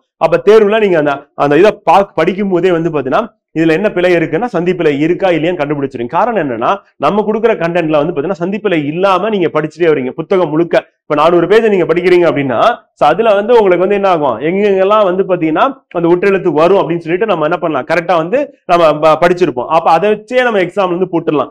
இருந்தாலும் சில நேரங்கள்ல வந்து பாத்தீங்கன்னா இந்த விதி நமக்கு தெரிஞ்சது அப்படின்னா ரொம்ப சுலபமா நம்ம வந்து கேள்வியை வந்து போட்டு ஆன்சர் பண்ணிட்டு வந்துடலாம் அப்படின்னு பாக்குறோம். வந்து அப்ப சந்திப்பிழை அப்படின்னு நம்ம எழுதும் போது பொதுவாக அதிகம் செய்யும் பிழை அப்படின்னு பாக்குறோம். வலின எழுத்துக்கள் ஆகிய கா, சா, தா, பா மிகும் இடங்களில் மிகாமலும் மிகாத இடங்களில் மிகுந்தும் எழுதுவது சந்திப்பிழை ஆகும். அப்ப கா, சா, தா, பா அப்படின்றது வர வேண்டிய இடத்துல என்னது நம்ம வராம விட்டு எழுதாம விட்டுறது வந்து. அதே வரக்கூடாத இடத்துல நம்ம போட்டோம் அப்படின்னா அதுதான் வந்து சந்திப்பிழையா இருக்கு. பெரும்பாலும் வந்து பாத்தீங்கன்னா இந்த எழுத்துக்களை பேஸ் பண்ணி தான் நம்ம என்ன பண்றோம் அப்படின்னா சந்திப்பிழை வந்து தவறு வந்து பண்ற யோகம். படிப்பதற்கு எளிமையாக இருக்க, செய்திகளில் கருத்துப்பிழை பொருள் குழப்பம் ஏற்படாமல் இருக்க சந்திப்பிழையை நீக்க வேண்டும். இப்ப எக்ஸாம்பிள் வந்து இப்ப மண் வெட்டி கொண்டு வா அப்படின்னு சொல்லி சொல்றோம் வந்து. அப்ப அந்த வார்த்தை வந்து மண் வெட்டி எடுத்து வா அப்படின்னு நம்ம சொல்லும் போது என்ன ஆகும் அப்படின்னா வந்து பாத்தீங்கன்னா மண் வெட்டி எடுத்து வா அப்படின்னும் போது மண்ணை வெட்டக்கூடிய அந்த கருவியை எடுத்துவான்னு அர்த்தம் வந்து. அதே வந்து பாத்தீங்கன்னா மண்ணை வெட்டி எடுத்து வா அப்படின்னும் போது என்ன ஆகும் அப்படின்னா அந்த கருவி இல்ல, மண்ணை வெட்டி அந்த மண்ணை எடுத்துட்டு வா அப்படின்னு அர்த்தம் வந்து. சோ அப்ப நம்ம சொல்லும் போது என்ன பண்ணிடுவோம் அப்படின்னா மண் வெட்டி கொண்டு வா அப்படின்னு, மண் வெட்டி கொண்டு வா அப்படின்னு சொல்லி சொல்றோம். இப்ப ரெண்டுத்துக்குள்ள வித்தியாசம் என்னன்னா மண் வெட்டி கொண்டு வா அப்படின்னும் போது என்ன ஆகும் அப்படின்னா இந்த இடத்துல என்ன பொருள் வருதுன்னா மண் வெட்டி அப்படின்ற கருவி எடுத்துட்டு வான்னு அர்த்தம். அதே ஒரு இக்கு அப்படின்னு போட்டீங்கன்னா மண் வெட்டி கொண்டு வா அப்படின்னும் போது என்னன்னா மண் வெட்டி கொண்டு வானா மண்ணை வெட்டி அந்த மண்ணை எடுத்துட்டு வா அப்படின்னு அர்த்தம் வந்து. சோ அப்ப ரெண்டுத்துக்குள்ள வித்தியாசம் அப்படின்னு பாத்தீங்கன்னா இங்க இக்கு போட்டதுனால என்ன ஆச்சுன்னா மண்ணை வெட்டி எடுத்துவான்னு அர்த்தம் வந்து. இங்க இக்கு இல்லாதனால என்ன ஆச்சுன்னா மண் வெட்டி அப்படின்ற கருவி எடுத்துவான்னு அர்த்தம் வந்து. அப்ப கருவியை எடுத்துட்டு வர்றதுக்கும் மண்ணை எடுத்துட்டு வர்றதுக்கும் ஒரே ஒரு வித்தியாசமா என்ன இருக்கு அப்படின்னா இந்த இக்கு இருக்குன்னு பாக்குறோம். இப்ப புரியுதா சந்திப்பிலை வந்து எவ்வளவு முக்கியமானது. இப்ப என்ன இது பொருளே மாறுபட்டுருது அப்படின்னு பாக்குறோம். இதே மாதிரி இன்னும் சில எடுத்துக்காட்டுகள் நம்ம பார்ப்போம். பார்க்கும்போது நமக்கே ஒரு ஆச்சரியத்தை கொடுக்கும். ஓ இந்த ஒரு எழுத்துனால வந்து பாத்தீங்கன்னா அதோட பொருளே மாறிடுதா அப்படின்ற மாதிரி இருக்கும். நம்ம என்ன பண்ணுவோம் மண் வெட்டி எடுத்துட்டு வா அப்படின்னு சொல்லிட்டு வச்சுக்கோம். அவன் போய் மண் வெட்டி எடுத்துட்டு வருவான். நான் சொன்னது என்ன சொன்னேன், மண்ணை வெட்டி எடுத்துட்டு வான்னு சொன்னா நீ மண் வெட்டியை மட்டும் எடுத்துட்டு வர, அதை எடுத்துட்டு நான் என்ன பண்ண போறேன்னு சொல்லி உடனே கோவப்படுவாங்க. சோ அப்ப மண் வெட்டி கொண்டு வா அப்படின்னு சொல்லும் போது என்ன ஆகும் அப்படின்னா அவன் கரெக்டா மண்ணை வெட்டி அந்த மண்ணை மட்டும் எடுத்துட்டு வருவாங்க. அப்ப மண்ணை வெட்டி கொண்டு வா அப்படின்றத அவனுடைய பொருளா வந்து அவங்க புரிஞ்சுப்பாங்க. அப்ப மண் வெட்டி கொண்டு வா அப்படின்னு அர்த்தம். மண் வெட்டி கொண்டு வா அப்படின்னு சொன்ன அர்த்தம் கருவி எடுத்துட்டு வரும். அப்ப நம்ம சொல்லும் போது சந்திப்புல இல்லாம நம்ம பேசணும் அப்படின்னா சொன்னோம் அப்படின்னா எழுதணும் அப்படின்னா என்னன்னா பொருள் சரியா உணர முடியும் அப்படின்னு பாக்குறோம். அதுதான் அதனுடைய பொருளா வந்து இருக்கு அப்படின்னு பாக்குறோம். இவ்வாறு பொருள் தெளிவை ஏற்படுத்த சந்திப்பிலை என்னது நீக்குவது அவசியமாகும். இப்போ எக்ஸாம்பிள் வந்து பாத்தீங்கன்னா அடுத்து வலினம் மிகும் இடங்கள் வந்து. அப்ப வலினம் மிகக்கூடிய இடங்கள் அப்படின்னு பார்க்கும்போது வாணன் வேலை கொடுத்தான் அப்படின்னு பாக்குறோம். வாணன் வேலை கொடுத்தான் இந்த இரண்டு தொடர்களும் உள்ள பொருள் வேறுபாடு அப்படின்னு பார்க்கும்போது வல்லெழுத்துக்கள் காசா தாப்பா ஆகிய 4 மொழிக்கு முதலில் வரும் வந்து. இவை நிலைமொழியுடன் புணர்வகையில் அவற்றின் மெய்யெழுத்துக்கள் தோன்றி புணரும். இதை வல்லினம் மிகுதல் என்பர். இவ்வாறு அந்த எந்தெந்த இடங்களில் அவ்வலினம் மிகும் என்பதை விதிகளின் மூலம் நம்ம என்ன பண்ணுவோம் எடுத்துக்காட்டா பார்க்கணும். இப்ப வாணன் வேலை கொடுத்தான் வந்து. வாணன் வேலை கொடுத்தான் அப்படின்னு இருக்க. அப்ப வாணன் வேலை கொடுத்தான் அப்படின்னா வேலை கொடுக்கிறது அப்படின்னு பாக்குறோம். அதே வாணன் வேலை கொடுத்தான் அப்படின்னு சொல்லி சொல்றாங்க. இப்ப ரெண்டுமே வந்து பாத்தீங்கன்னா நம்ம பொருள் படிக்கும் போது வந்து பாத்தீங்கன்னா சரியா இருக்கிற மாதிரி நமக்கு வந்து தோணும். ஆனா வல்லின எழுத்துக்கள் காசா தாப்பா ஆகிய 4 மொழிக்கு முதலில் வரும்போது நிலைமொழியின் புணர்களில் அவற்றின் மெய்யெழுத்துக்கள் தோன்றி பண்றோம். இதுதான் நான் சொன்னோம் வல்லினம் மிகுதல். அப்ப வாணன் வேலை கொடுத்தான் அப்படின்றது இக்கு அப்படின்றது என்னன்னா இங்க என்ன இருக்கு கோ அப்படின்றதுல என்ன இருக்குன்னா இக்கு கூட்டல் கோ அப்படின்னா இக்கு கூட்டல் ஓ இருக்கு. கோ அப்படின்னா தான் இக்கு கூட்டல் ஓ அப்படின்னு பாக்குறோம். அப்ப இக்கு கூட்டல் ஓ அப்படின்னும் போது இங்க என்ன வரும் அப்படின்னா வந்து பாத்தீங்கன்னா சதுர்க்கினமான நம்ம வல்லின மெய்யெழுத்துக்கள் அப்படின்னு சொல்லி பார்க்கும்போது அவற்றின் மெய்யெழுத்துக்கள் தோன்றி புணரும் அப்படின்னு பாக்குறோம். அப்ப என்ன அது வாணன் வேலை கொடுத்தான் அப்படின்னும் போது இக்கு வந்து வரும் அப்படின்னு பாக்குறோம். இதே மாதிரி தோன்றல் திரிதல் கெடுதல் என விகார புணர்ச்சி 3 வகைப்படும். வல்லினம் மிகுந்து வருதல் தோன்றல் விகார புணர்ச்சி வந்து சொல்லமைப்பின் கட்டுப்பாடுகளை பேணவும் பொருள் மயக்கத்தை தவிர்க்கவும் பேச்சின் இயல்பை பேணவும் இனிய ஓசைக்காகவும் இவ்வல்லின எழுத்துக்களின் புணர்ச்சி இலக்கணம் தேவைப்படுகிறது அப்படின்னு. அப்ப வல்லினம் மிகும் இடங்கள் அப்படின்னு எடுத்துக்கும் போது வந்து பாத்தீங்கன்னா இதுதான் ரொம்ப ரொம்ப முக்கியம். இந்த ரூலை நம்ம படிச்சிட்டோம் அப்படின்னா வந்து இதுல இருந்து 5 கேள்விகள் இன்றைய வகுப்புல இருந்து மட்டுமே உங்களுக்கு வந்து சந்திப்பிலை தொடர்புடைய ஒரு 5 கேள்விகள் வந்து கேள்வியா வரும். நீங்க தேர்வுல ஆன்சர் பண்றதுக்கு வந்து பாத்தீங்கன்னா இது வந்து உபயோகமா இருக்கும் அப்படின்னு பாக்குறோம். இப்ப எக்ஸாம்பிள் வந்து இப்ப ஆ இ எனும் சுட்டெழுத்துக்கள் அப்படி பாக்குறோம். ஆ இ எனும் சுட்டெழுத்துக்களுக்கு பின்னும் அந்த இந்த என்னும் சுட்டெழுத்துக்களுக்கு பின்னும் அப்ப ஆ இ அப்புறம் அந்த இந்த வந்து என்னும் சுட்டு பெயர்களின் பின்னும் ஏ என்னும் வந்து பாத்தீங்கன்னா வினா எழுத்தின் பின்னும் எந்த என்னும் வினா சொல்லின் பின்னும் வந்து பாத்தீங்கன்னா வல்லினம் மிகும். அப்ப வல்லினம் மிகக்கூடியது என்னன்னா ஆ இ வந்து சுட்டெழுத்துக்கள் பின்னாடியும் அதே மாதிரி அந்த இந்த அந்த சுட்டு பெயர்கள் பின்னாடியும் வந்து பாத்தீங்கன்னா ஏ என்னும் வினா எழுத்தின் பின்னும் என்ன எந்த என்னும் வினா சொல்லின் பின்னும். அப்ப ஏ வினா எழுத்து எந்த வினா சொல்லு அது மாதிரி அந்த இந்த சுட்டு பெயர்கள் ஆ இ சுட்டெழுத்துக்கள். அப்ப ஆயி அந்த இந்த ஏ எந்த இது எல்லாத்துக்கும் பின்னாடி என்ன பண்ணும் வல்லினம் மிகும். இதை நம்ம திருப்பி ரிவிஷன் பண்ணும்போது என்ன பண்ணலாம் ரொம்ப சுலபமா நம்ம ஆன்சர் பண்ணிட்டு போயிடலாம். அப்ப அச்சட்டை இந்த காலம் பாத்தீங்கன்னா தெரியும் ஆக்கு அப்புறம் என்னது இச்சு வருதா அப்ப அச்சட்டை வல்லினம் மிகுந்திருக்கு வந்து. அது மாதிரி ஈக்கு அப்புறம் வந்திருக்கா இந்த காலம் அப்படின்னு சொல்லி சரி ஈக்கு அப்புறம் வந்து ஈ கொடுக்கல இந்த கொடுத்திருக்காங்க இந்த அப்படின்னும் போது இந்த காலம் அப்படின்னு பாக்குறோம் வந்து.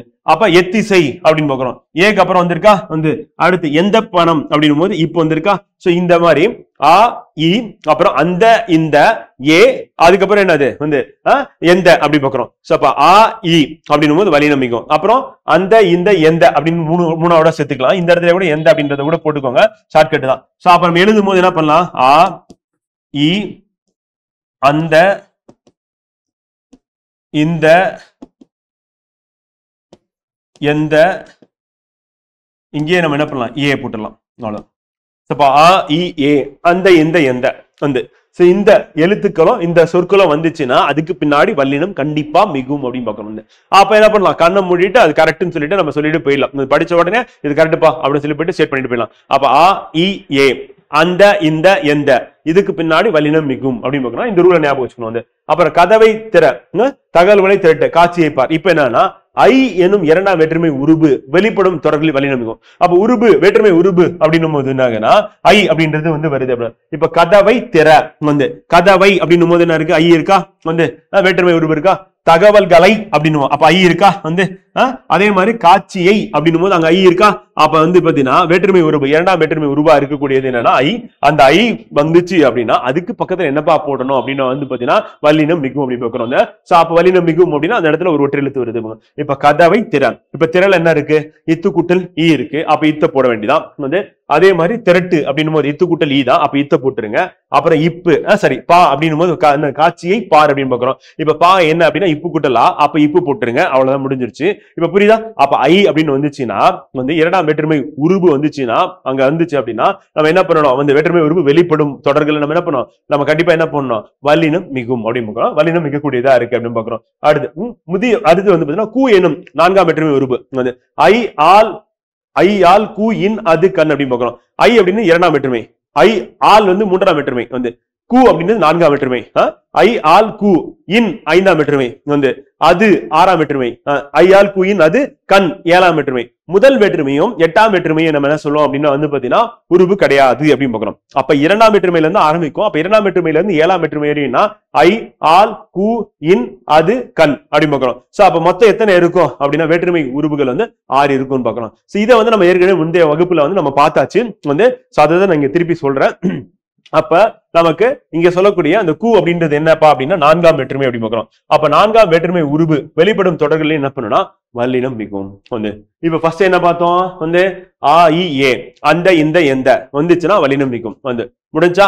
அடுத்து என்னது ஐ அப்படின்ற இரண்டாம் வேற்றுமை தொகை சரி இரண்டாம் வேற்றுமை உருவு வெளிப்பட்டுச்சு அப்படின்னா என்ன சொல்றோம் அப்படின்னா பாத்தீங்கன்னா அங்க என்ன சொல்றோம் அப்படின்னா நம்ம வல்லினம் மிகும் அப்படின்னு. அதே மாதிரி கூ அப்படின்றது என்னன்னா நான்காம் வேற்றுமை உருவு அது வெளிப்படும் தொடர்களில் வல்லினம் மிகும். அப்ப வல்லினம் மிகக்கூடியதா நம்ம பாக்குறது அப்படின்னா மிக வேண்டிய இடங்களா பாத்தீங்கன்னா ஃபர்ஸ்ட் என்ன பார்த்தோம்னா இது அடுத்து என்ன பாக்குறோம் அப்படின்னா ஐ ஐ அடுத்து என்ன பாக்குறோம் அப்படின்னா கூ. அப்ப கூ அப்படின்றது என்னப்பா அப்படின்னா நான்காம் வேற்றுமை அப்படி பாக்குறோம். அது வரக்கூடிய இடங்கள்ல இப்ப முதியவருக்கு அப்படின்னு இருக்கு. அப்ப கூ கொடு. அப்ப கோல் என்ன இருக்கு, இக்கு கூட்டல் அப்ப இக்கு போடுங்க முன்னாடி. அப்புறம் மெட்டுக்கு பாட்டு அப்ப மெட்டுக்கு கூ இருக்கு. அப்ப கூ என்னது நான்காம் வேற்றுமை உருபு அப்படின்னு பாக்குறோம். பாட்டுல என்ன வரும், இப்பு கூட்டல் பா அப்படின்னு இருக்கு. அப்ப இப்பு கூட்டல் ஆ, அப்ப இப்பு தூக்கி போடுங்க அவ்வளவுதான். ஊருக்கு செல் அப்படின்னு கூ இருக்கு. செல் என்னும் போது என்ன சே அப்படின்னும் போது என்ன வரும், இச்சு கூட்டல் ஏ அப்படின்னு பாக்குறோம். சே அப்படின்னா இச்சு கூட்டல் ஏ பாக்குறோம். ஆக மொத்தம் நம்ம ஏவோ ஆனா இச்சு இருக்குல்ல, அந்த இச்சை தூக்கி அப்படியே முன்னாடி போட்டீங்க அப்படின்னா அதை வழி நம்பிக்கும். அப்ப ஊருக்கு செல் இப்ப என்ன ஞாபகம் வச்சுக்கணும் அப்படின்னா பாத்தீங்கன்னா ஆ இ ஏ அந்த இந்த எந்த அப்புறம் ஐ அடுத்து கூ அவ்வளவு. இப்ப வல்லினம் மிகக்கூடியது அப்படின்னு பாத்தீங்கன்னா இது ஞாபகம் வச்சுக்கணும். அடுத்து என ஆக போன்ற சொல்லுறுப்புகளிலும் வல்லினம் மிகும். அப்ப என அப்படின்னும் போது பாத்தீங்கன்னா என கேட்டா ஆக அப்படின்னா வருவதாக, ஆக தாக அப்படின்னும் போது என்னது அங்க என்னது தாக அப்படின்னும் போது அங்க ஆக அப்படின்னு வருது. அப்ப வருவதாக அப்படின்னா ஆகன்னு வருது. அப்ப அந்த இடத்துல அப்ப என ஆக அப்படின்னு பாக்குறோம். அந்த இடத்துலயும் வல்லினம் மிகும் அப்படின்னு பாக்குறோம். அப்ப மேற்கண்ட வல்லினம் மிகும் இடங்களை இனம் கண்டு பயன்படுத்த தொடங்கினாலே தவறுகளை தவிர்த்து விடலாம். மரபையும் பட்டறிவையும் தாண்டி சொற்களை ஒழித்து பார்ப்பதும் வல்லினம் மிகும் மிக இடங்களை அறிவதற்கு எளிய வழி. அப்புறம் ஒழித்து பார்த்துதான் நம்ம என்ன பண்றோம், எக்ஸாம்ல பண்றோம். அப்படி இருந்தாலும் நம்ம இப்ப என்ன பண்றோம் அப்படின்னா நம்ம தப்பே பண்ணக்கூடாது, 100க்கு 100 தமிழ்ல வாங்கணும் அப்படின்னா இந்த விதிகளை நம்ம ஞாபகம் வச்சுக்கணும். அப்ப வல்லினம் மிகும் இடங்கள் என்னென்னப்பா அப்படின்னா ஆ இ ஏ அந்த இந்த எந்த முடிஞ்சிச்சு. அடுத்து இரண்டாம் வேற்றுமை உருபு அப்படின்னா என்ன அப்படின்னு பாத்தீங்கன்னா ஐ அடுத்து நான்காம் வேற்றுமை உருபு அப்படின்னா என்னன்னா கூ அடுத்து பாத்தீங்கன்னா என ஆக அப்படின்ற சொற்கள் வந்துச்சு அப்படின்னா சொல்லுறுப்புகள் வந்துச்சுன்னா வல்லினம் மிகும் அப்படின்னு ஞாபகம் வச்சுட்டோம்னா முடிஞ்சிருச்சு அப்படின்னு பாக்குறோம். ஓகேவா. அடுத்து மேலும் சில வல்லினம் மிகும் இடங்களை அறிந்து கொள்ளும். அதற்கு இதற்கு எதற்கு என்னும் சொற்களின் பின் வல்லினம். அப்ப அதற்கு இதற்கு எதற்கு அப்படின்னு வந்துச்சுன்னா வல்லினம் மிகும். அப்ப அதற்கு சொன்னேன் இதற்கு கொடு எதற்கு கேட்கிறாய் அப்படின்னு. அப்ப அதற்கு இதற்கு எதற்கு அப்படின்னு சொல்லி வரக்கூடிய சொற்கள் என்னது வல்லினம் மிகும். அடுத்து இனி தனி ஆகிய சொற்களின் பின் வல்லினம் மிகும். அப்ப இனி தனி அப்படின்னா இனி காண்போம் தனி சிறப்பு அப்ப இனி தனி. அப்ப இதை திருப்பி திருப்பி படிச்சோம்னா என்ன பண்ணிடலாம், எக்ஸாம்ல கேட்கும் போது சுலபமா நம்ம என்ன பண்ணலாம், நம்ம படிச்ச வல்லினம் மிகக்கூடியது வருமா, அதற்கு இதற்கு எதற்கு வரும் படிச்சோம், அப்ப உடனே போடு, அப்ப கரெக்ட், அந்த எந்த சென்டென்ஸ்ல அங்க வல்லினம் மிகுந்திருக்குன்னு கண்டுபிடிச்சு அதை வந்து உடனே போட்டுடலாம். அதே மாதிரி இனி தனி வந்து சங்கியம் என்ன பண்ணும், வல்லினம் மிகவும். அப்ப மிக என்னும் சொல்லின் பின் வல்லினம் மிகவும். அப்ப அதற்கு இதற்கு எதற்கு இனி தனி மிக அப்படின்னு பாக்குறோம். அதே மாதிரி எண்ணு பெயர்கள்ல ரெண்டுத்துக்கு மட்டும் தான் வல்லினம் மிகும். ஒண்ணு என்னப்பா அப்படின்னா 8, இன்னொன்னு என்ன 10. அப்ப 8க்கும் 10க்கும் தான் என்ன பண்ணோம் அப்படின்னா வல்லினம் வந்து மிகும் எண்ணு பெயர்ல. அப்ப 1 2 3 4 5 6 7 மிகாது. 8 அப்ப 8 தொகை அப்படின்னு பாக்குறோம். அப்ப 8 தொகை அப்படின்னும் போது என்னன்னா 8 இத்து அப்புறம் வந்து தொகை போறோம் வந்து. அப்ப 8 தொகை வந்து 10 பாட்டு. அப்ப 10 பாட்டுல என்ன வல்லினம் மிகுது, 8 தொகையில வல்லினம் மிகுது. எடுத்துக்காட்ட ஞாபகம் வச்சுக்கலாம், ஒன்னும் பிரச்சனையும் கிடையாது. இங்கே இருக்கு அதையோட நம்ம ஞாபகம் வச்சுக்கலாம் வந்து. இப்ப பாத்தீங்கன்னா இனி அப்படின்னா இனி காண்போம், இக்கு வந்து தனினா தனிச்சிறப்பு அப்படின்னு பாக்குறோம் வந்து. அதே மாதிரி நமக்கு மேல அதற்கு சொன்னேன், இதற்கு கொடு, எதற்கு கேட்கிறாய் அப்படின்னு பாக்குறோம். அப்ப இச்சு இக்கு இக்குன்னு சொல்லி வல்லினம் மிகுது அப்படின்னு பாக்குறோம். அடுத்து ஓர் எழுத்து ஒரு மொழிக்கு பின் வல்லினம் மிகும். சூப்பர். அப்ப ஓர் எழுத்து ஒரு மொழி அப்படின்னா நமக்கு எங்க இருக்கு, சிலபஸ்லயே இருக்கு, படிக்க போறோம். சிலபஸ்ல இருக்கு. அந்த ஓர் எழுத்து ஒரு மொழிக்கு பின்னும் அது வல்லினம் மிகும். இப்ப தீ பிடித்தது, பூ பந்தல் அப்படின்னு ஓர் எழுத்து, அந்த ஒரு எழுத்துக்கு பின்னாடி கண்டிப்பா என்ன பண்ணணும், வல்லினம் மிகும் அப்படின்னு. அப்ப அந்த ரூலை ஞாபகம் வச்சுட்டா முடிஞ்சிருச்சு அப்படிங்க. ஈறு கெட்ட எதிர்மறை பெயரச்சின் வல்லினம் மிகும். அப்ப ஈறு கெட்ட எதிர்மறை பெயரச்சோம். அப்ப ஈறு கெட்டது அப்படின்னா வந்து ஈருன்னா கடைசி, அது வந்து கெடுதல் ஆகி என்னது எதிர்மறையா இருக்கு அப்படின்னா வந்து இப்ப கூவும் குயில் அப்படின்னும் போது கூவா குயில் அப்படின்னும். அப்ப கூவா அப்படின்னும் போது எதிர்மறையா இருக்குல்ல, அப்ப கூவும் அப்படின்னா நேர்மறையா இருக்கு. குயில்லாம் கூவும், ஆனா இது கூவா குயிலா இருக்கு அப்படின்னு நம்ம சொல்றோம். அப்ப எதிர்மறையா சொல்லக்கூடிய இடத்துல நமக்கு என்ன ஆகுது அப்படின்னா ஈறுகெட்ட எதிர்மறை பெயரச்சத்துல நமக்கு வல்லினம் மிகும் அப்படின்னு பாக்குறோம். ஈறுகெட்ட எதிர்மறை பெயரச்சம்னா என்ன நம்ம ஏற்கனவே பார்த்துட்டோம் இலக்கணம் கிராமர்ல பேசிக்ஸ்ல வந்து. அப்ப அந்த இடத்துல என்ன கூவா குயில் அப்படின்னு பாக்குறோம். எதிர்மறையா கூட ஞாபகம் வச்சுக்கோங்க, ஒன்னும் பிரச்சனை இல்லை. ஈறுகெட்ட எதிர்மறை பெயரச்சம் வந்து.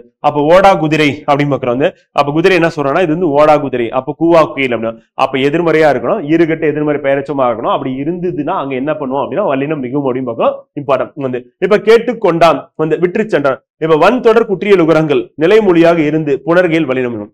அப்ப வன் தொடர் குற்றியலுகரம். அப்ப வன் தொடர் அப்படின்னும் போது நமக்கு என்ன ஆகுது அப்படின்னா வந்து குற்றியலுகரம் அப்படின்னா வந்து இப்ப கேட்டுக்கொண்டான் வந்து விற்று சென்றான் வந்து. இப்ப வன் தொடர் குற்றியல் உகரங்கள், வன் தொடர் குற்றியல் உகரங்கள் அப்படின்னு சொல்லும் போது எதை சொல்லலாம் அப்படின்னா வந்து நிலைமொழியாக இருந்து வந்து. அப்ப வன் தொடர் அப்படின்னும் போது அந்த தொடர்ல வந்து என்ன இருக்கு அப்படின்னா கசட தப்பற அப்படின்றதான் வன் தொடர் வந்து பாத்தீங்கன்னா. அப்ப எங்க என்ன விற்று கேட்டு அப்படின்னு பாக்குறோம் வந்து. சோ அப்ப நம்ம என்னன்னா நமக்கு முதல்ல குற்றியல் உகரங்கள் என்ன எழுதிடுறேன், கு சு டு து பு ரு வந்து. இப்ப பாருங்க இங்க வந்து என்ன கே டூ இருக்கு, அதே மாதிரி ரூ இருக்கு வந்து. அப்ப இது என்ன அப்படின்னா வந்து பாத்தீங்கன்னா குற்றியல் உகர சொல் அப்படின்னு பாக்குறோம் வந்து. குசுடு துப்புரு அப்படின்னு சொல்லி முடியணும். அப்படி முடிஞ்சது அப்படின்னா வந்து பாத்தீங்கன்னா அது குற்றியல் உகரங்கள் வந்து. இப்ப வன் தொடர் குற்றியல் உகரங்கள் அப்படின்னும் போது என்ன ஆகுதுன்னா வந்து நமக்கு வன் தொடர் குற்றியல் உகரங்களா இருக்கு. இப்ப கொண்டான் சென்றான் அப்படின்னு இருக்கு வந்து. அப்ப நிலைமொழியாக இருந்து வன் தொடர் குற்றியல் உகரங்கள் நிலைமொழியாக இருந்து புணர்கையில் வல்லினம் மிகும். அப்ப குசுடு துப்புரு சொல்லி இந்த எழுத்துக்கள் வந்துச்சு அப்படின்னா அது நிலைமொழியில இருக்கு அப்படின்னா அதனுடைய ஈர்ல இருந்தது அப்படின்னா கேட்டு டூ விற்று ரூ அப்படி இருந்ததுன்னா அதுக்கப்புறம் என்ன பண்ணணும், வல்லினம் மிகும். அப்ப வல்லினம் எதை பொறுத்து மிகும், இப்ப பின்னாடி இருக்கிற சொல்லனா கோ இருக்கு, அப்ப இக்கு வரும். சே இருக்கு, அப்ப இச்சு வரும் வந்து. அப்ப இச்சு கூட்டல் ஏ வந்து சே கோ அப்படின்னா வந்து இக்கு கூட்டல் ஓ அப்படின்னு பாக்குறோம். அப்ப மிகும் அப்படின்னு பாக்குறோம். அப்ப குசுடு துப்புருன்னு சொல்லி முடிகிற இடத்துல நிலைமொழியில கடைசி எழுத்து வந்து பாத்தீங்கன்னா இருந்தது அப்படின்னா வல்லினம் மிகும் அப்படின்னு பாக்குறோம். அடுத்து வரக்கூடிய அகர இகர ஈற்று வினையச்சங்களுடன் புணர்கையில் வல்லினம் மிகும் வந்து. அகர இகர அப்ப ஆ இருக்கணும் ஈ இருக்கணும் வந்து. அந்த வினையச்சங்களுடன் புணர்கையில் வல்லினம் மிகும் வந்து. இப்ப எக்ஸாம்பிள் வினையச்சம் அப்படின்னா என்னன்னா வந்து வினையை கொண்டு முடியக்கூடிய எச்சங்கள் அப்படின்னு பாக்குறோம். முற்று பெறாது வந்து. இப்ப ஆட அப்படின்னா வந்து அர்த்தம் அப்படின்னா வந்து பாத்தீங்கன்னா அது வினையச்சம் சொல்லுவாங்க. சொன்னார் அப்படின்னும் போது தான் என்னது முடியுது அப்படின்னு பாக்குறோம். அப்ப என்னது முடிவு இல்லாம என்ன இருக்கிறதா எச்சங்கள் வந்து பாத்தீங்கன்னா முடிவு பெறாமல் இருந்ததுன்னா அது வினையச்சம். இப்ப ஆடுதல் அப்படின்றதா என்னது வந்து வினை வந்து. அப்ப ஆட அப்படின்னும் போது என்னன்னா முற்று பெறாத ஒரு சொற்றொடரா வந்து இருக்கணும். அப்படி இருந்தா அது வந்து வினையச்சம். அப்ப அதே மாதிரி ஓடி அப்படின்னு பாக்குறோம் வந்து. அப்ப ஓடுதல் அப்படின்னு பாக்குறோம். அதை வந்து என்ன சொல்றோம்னா முற்று பெறாம ஓடின்னு இருக்கு. அப்ப அது என்ன சொல்லணும் வினையச்சம். அப்ப வினையச்ச சொற்கள்ல வந்து பாத்தீங்கன்னா நம்ம என்ன பண்றோம் அப்படின்னா வந்து வல்லினம் மிகும். அப்ப வினையச்சங்களுடன் புணர்கையில் வந்து வல்லினம் மிகும். அப்ப அந்த வினையச்சம் என்னவா இருக்கணும் அப்படின்னா வந்து பாத்தீங்கன்னா ஆ ஈயா வந்து இருக்கணும். அப்ப ஆ ஈ அப்படின்னு நம்ம எடுத்துட்டோம் அப்படின்னா என்னன்னா ஆட அப்படின்னா ஆ, ஓடி இ அப்படின்னு பார்க்கணும். அப்ப டி அப்படின்னா என்ன வரும் நமக்கு, டீனா இட்டு கூட்டல் ஈ தான் டி வந்து.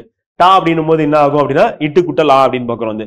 அப்ப அந்த நம்ம உயிர்மை எழுத்து வந்து நம்ம என்ன பண்றோம் அப்படின்னா அதுல இருக்கக்கூடிய உயிரெழுத்து வந்து என்னவா இருக்கணும் அப்படின்னா ஆவா இருக்கணும் அல்லது ஈயா இருக்கணும். அப்படி இருந்ததுன்னா நம்ம என்ன பண்ணோம் அப்படின்னா வல்லினம் மிகும்.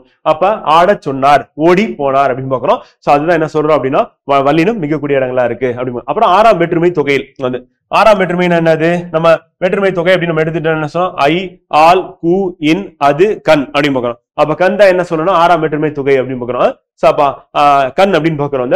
சோ அப்ப வந்து ஆறாம் வேற்றுமை தொகையில் வல்லினம் மிகும். இப்ப புலித்தோல் அப்படின்னு இருக்கு வந்து. சோ இங்க என்ன அப்படின்னா வந்து பாத்தீங்கன்னா வந்து எழுதுறேன். இப்ப முதல் வேற்றுமை அப்படின்னு எடுத்துட்டோம் அப்படின்னா முதல் வேற்றுமை கிடையாது வந்து. இரண்டாம் வேற்றுமை தான் என்னன்னா ஐ, ஆல், கு, இன், அது, கண் வந்து. ஐயால், கு, இன், அது, கண் அப்படின்றதா வந்து பாத்தீங்கன்னா வேற்றுமை. இது வந்து இரண்டாவது, இது மூன்றாவது, இது நான்காவது, இது ஐந்தாவது, இது ஆறாவது, இது வந்து ஏழாவது, இது எட்டுக்கு வந்து பாத்தீங்கன்னா இல்லை, ஒன்றுக்கும் என்னது இல்லை வந்து எதுவுமே இல்லை, வேற்றுமை தொகை இல்லைன்னு பாக்குறோம். அப்ப ஐ, ஆல், கு, இன், அது, கண் அப்படின்னு பாக்குறோம். இப்ப நம்ம என்ன சொல்றோம் அப்படின்னா வந்து எத்தனாவது வேற்றுமை அப்படின்னு பாத்தீங்க அப்படின்னா வந்து புலித்தோல் அப்படின்றது ஆறாம் வேற்றுமை தொகை அப்படின்னு சொல்லலாம். அப்ப ஆறாம் வேற்றுமை தொகை அப்படின்னும் போது என்ன ஆகுது வருதுன்னா நமக்கு அது அப்படின்னு வருது. அப்ப புலித்தோல் அப்படின்னா புலியினது தோல் அப்படின்னு பாக்குறோம். அப்ப நம்ம எப்படி சொல்லலாம் அப்படின்னா புலித்தோல்னு சொல்லலாம், அது புலியினது தோல், புலியினோட தோல் தான் வந்து. அப்ப புலியோட தோல் வந்து புலியினது தோல் அப்படின்னு சொல்லலாம். அப்ப புலியினது தோல் அப்படின்னு சொல்லலாம். அப்ப புலியினது தோல் அப்படின்னும் போது நம்ம என்ன சொல்லலாம், புலித்தோல் சொல்லலாம். அப்ப புலியினது தோல் அப்படின்னும் போது என்னன்னா தொகை அப்படின்னா என்ன அர்த்தம்னா அதுல மறைஞ்சு வந்திருக்குன்னு அர்த்தம் வந்து.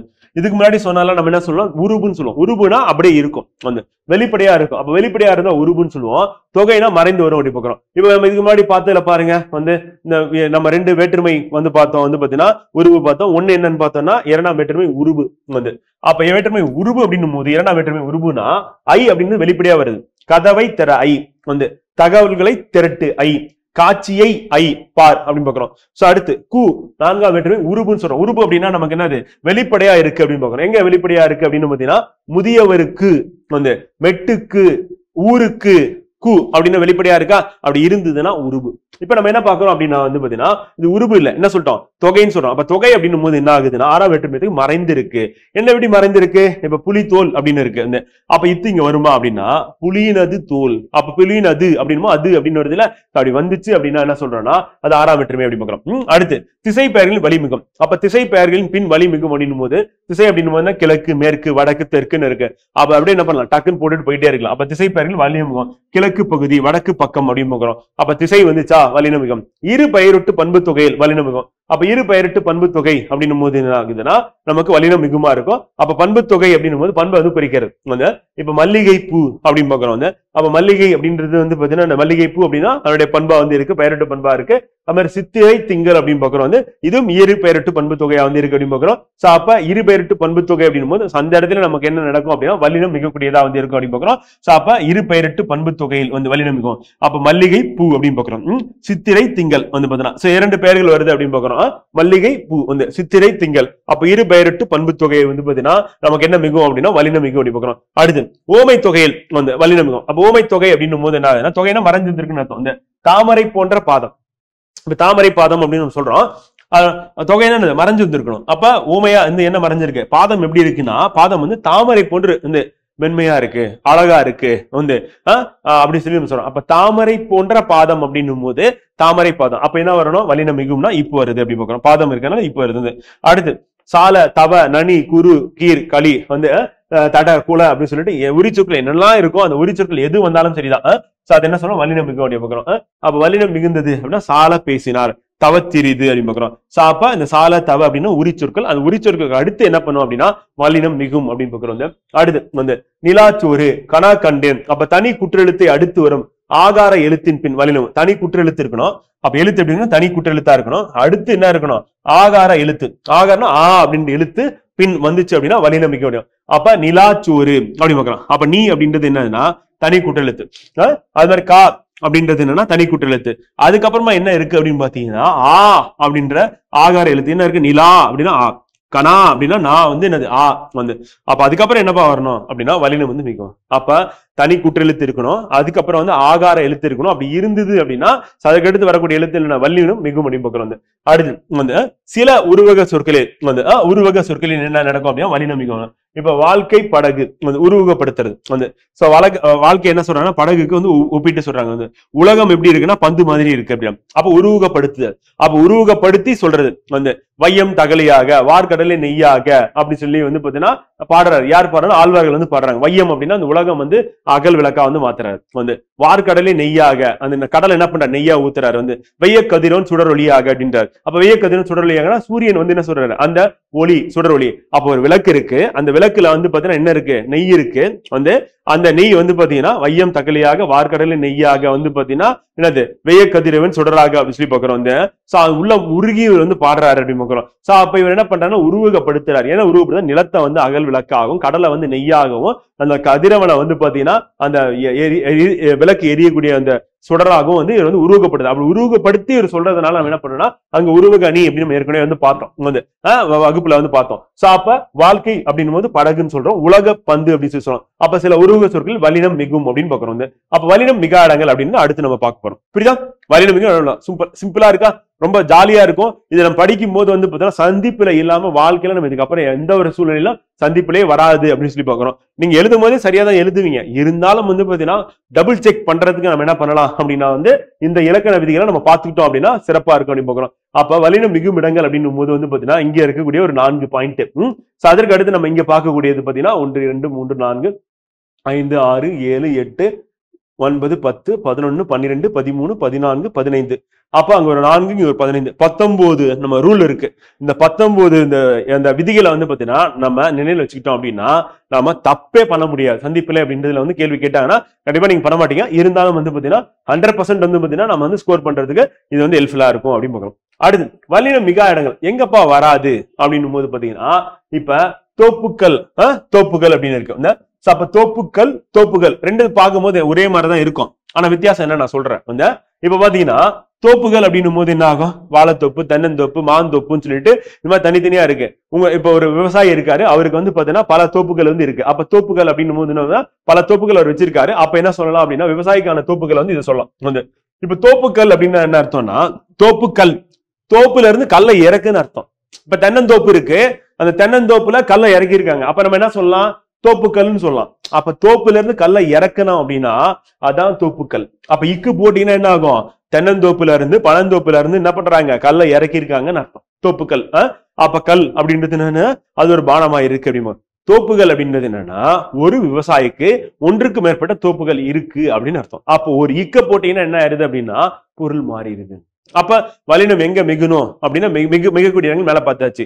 அப்ப இந்த இடத்துல என்ன பண்ண இக்கு போடக்கூடாது. அப்ப தோப்புகள் அப்படின்னு அப்ப கத்தி கொண்டு வந்தான் அப்படின்னு பார்க்கணும். அப்ப கத்தி கொண்டு வந்தான் அப்படின்னும் போது என்ன ஆகும் அப்படின்னா கத்தி அப்படின்றது என்னது? ஒரு ஆயுதம் இல்லைன்னா ஒரு கருவி, அதை எடுத்துட்டு வந்தான்னு. கத்தி கொண்டு வந்தானே அது கத்திக்கிட்டே இருக்கிறது, சத்தம் வந்து அவனுடைய ஓசை வந்து அதிகமா இருக்குன்னு அர்த்தம். வந்து அப்ப கத்தி கொண்டே வந்தான் அப்படின்னும் போது வந்து கத்தி கொண்டு வந்தான் அப்படின்னா வந்து கத்திட்டே வரான்னு அர்த்தம். வந்து அது கத்தி கொண்டு வந்தான் அப்படின்னு பாக்குறோம். அப்ப கத்தி கொண்டே வந்தான் அப்படின்னா கத்திக்கிட்டே வர்றது அப்படின்னு பாக்குறோம். அப்ப ரெண்டுத்துக்கும் உள்ள வித்தியாசம் வந்து மாறுது. அப்ப மேற்கண்ட சொற்கள் வல்லினம் மிகும் போது ஒரு பொருளும் மிகாத போது வேறொரு பொருளும் வருவதை அறியலாம். நாம் பேசும்போது எழுதும் போது அது கண்டிப்பா மயக்கம் தராத வகையில் மொழியை வந்து பாத்தீங்கன்னா பயன்படுத்துவதற்கு வல்லினம் மிகா இடங்கள் அப்படின்றது வந்து மிக இடங்களை அறிவது இன்றியமையாதாகும் அப்படின்னு சொல்லி பாக்குறோம். சோ இது வந்து நமக்கு எக்ஸாம் பாயிண்ட் ஆஃப் இம்பார்ட்டன்ட் பண்ணுது. ஓகே, வல்லினம் மிகா இடங்கள் அப்படின்னு பார்க்கும்போது வந்து பாத்தீங்கன்னா நம்ம அடுத்து பார்க்க இருக்கிறது கண்டிப்பாக சில இடங்கள்ல வந்து வல்லினம் வந்து மிக கூடாது அப்படின்னு சொல்லி பாக்குறோம். அப்படி இருந்தாதான் சரியா இருக்கும் அப்படின்னு சொல்லி பாக்குறோம். வந்து ஓகேவா?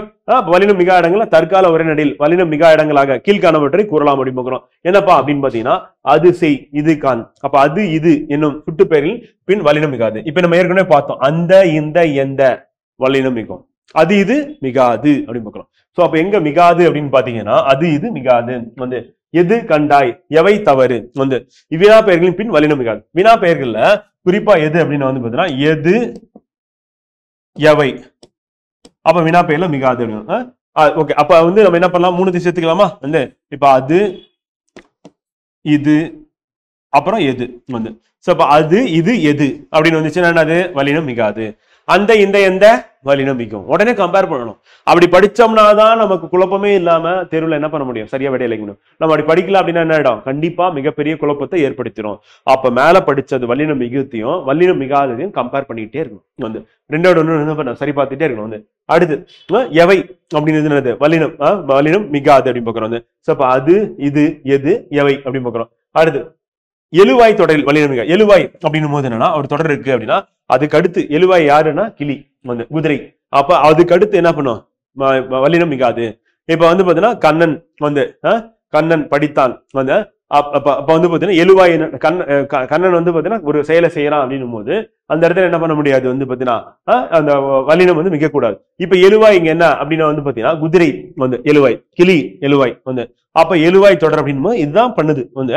அப்ப குதிரை தாண்டியது, கிளி பேசும். அப்ப என்ன போடக்கூடாது, குதிரை இத்து போடக்கூடாது, கிளி இப்பு போடக்கூடாது. அப்ப நம்ம இந்த மாதிரி சொற்றொடர் கொடுக்கும்போது நமக்கு என்ன ஆயிடும், குழப்பம் வந்துடும். சோ அதனால இதை படிச்சாதான் நம்ம என்ன பண்ண முடியும், அந்த மாதிரி சொற்றொடர் நம்ம தப்பு பண்ணலாம். இப்ப கிளி பேசும் தான் சொல்லணும், கிளி பேசும் அப்படின்னு யாரும் சொல்ல மாட்டாங்க. வந்து குதிரை தாண்டியதுன்னு சொல்லணும், குதிரை தாண்டியது அப்படின்னு யாரும் சொல்லக்கூடாது. சோ அப்ப பயன்படுத்தக்கூடாது. அப்ப எழுவாய் தொடரில் வல்லினம் மிகாது. அடுத்து வந்து மூன்றாம் ஆறாம் வேற்றுமை விரிகளில் வல்லினம் மிகாது. மூன்றாம் ஆறாம் வேற்றுமை என்ன வாங்க பார்ப்போம். ஏற்கனவே இரண்டாம் வேற்றுமை, நான்காம் வேற்றுமை, ஆறாம் வேற்றுமை பார்த்தாச்சு. இப்ப மூன்றாம் வந்து பாத்தீங்கன்னா என்னென்ன வேற்றுமை சொல்லியிருந்தாங்க, மூன்றாம் வேற்றுமை ஆறாம் வேற்றுமை விரிகளில் வந்து வல்லினம் மிகாது அப்படின்னு பாக்குறோம்.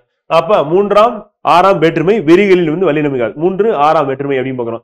3 6ஆம் வேற்றுமை அப்படின்னா ஆள் அப்படின்னு பாக்குறோம். ஆறாம் வேற்றுமை வந்து அது வந்து. சோ இப்ப ஆள் அது அப்படின்னு இருக்கு. அதே மாதிரி ஆறாம் வேற்றுமையில வேற என்னெல்லாம் வரும் அப்படின்னு பார்ப்போம். இப்ப அண்ணனோடு வந்து அப்ப ஓடு அப்படின்னு பாக்குறோம். வந்து எனது அப்படின்னு எனது சட்டை வந்து. சோ அப்ப இங்க என்ன சொல்றோம்னா விரிகள் அப்படின்னு பாக்குறோம். அப்ப எனது சட்டை வந்து. சோ இப்ப அங்க உருபா இருந்தது அப்படின்னும் போது நம்ம ஆறாம் வேற்றுமையில உருபு மறைஞ்சு வந்தா நம்ம என்ன சொன்னோம் அப்படின்னா வல்லினம் மிகும். இப்ப என்ன சொல்றோம் அப்படின்னா வந்து பாத்தீங்கன்னா சரி ஆறாம் வேற்றுமை அப்படின்னும் போது தொகையா இருந்தது அப்படின்னா வந்து பாத்தீங்கன்னா நமக்கு ஆறாம் வேற்றுமை தொகை அப்படின்னா அது அப்படின்றது மறைஞ்சு வரணும். இப்ப புலித்தோல் அப்படின்னும் போது புலியினது தோல் வந்து. இப்ப புலியினது தோல் அப்படின்னு நம்ம சொல்லும் போது புலியினது தோல். அப்ப அந்த இடத்துல என்ன பண்ண மாட்டோம், நம்ம வந்து வல்லினம் வந்து மிகாது வந்து. அதே புலித்தோல் சொல்ற இடத்துலதான் நம்ம என்ன பண்ணோம்னா வல்லினம் மிகுன்னு பாக்குறோம், இத்து வந்து போடுறோம். இப்ப இங்க என்ன நடக்குது அப்படின்னா மூன்றாம் ஆறாம் வேற்றுமை விரிகளில் வல்லினம். இப்ப மூன்றாம் வேற்றுமை அப்படின்னா வந்து பாத்தீங்கன்னா நமக்கு ஒடு அப்படின்னு வருது.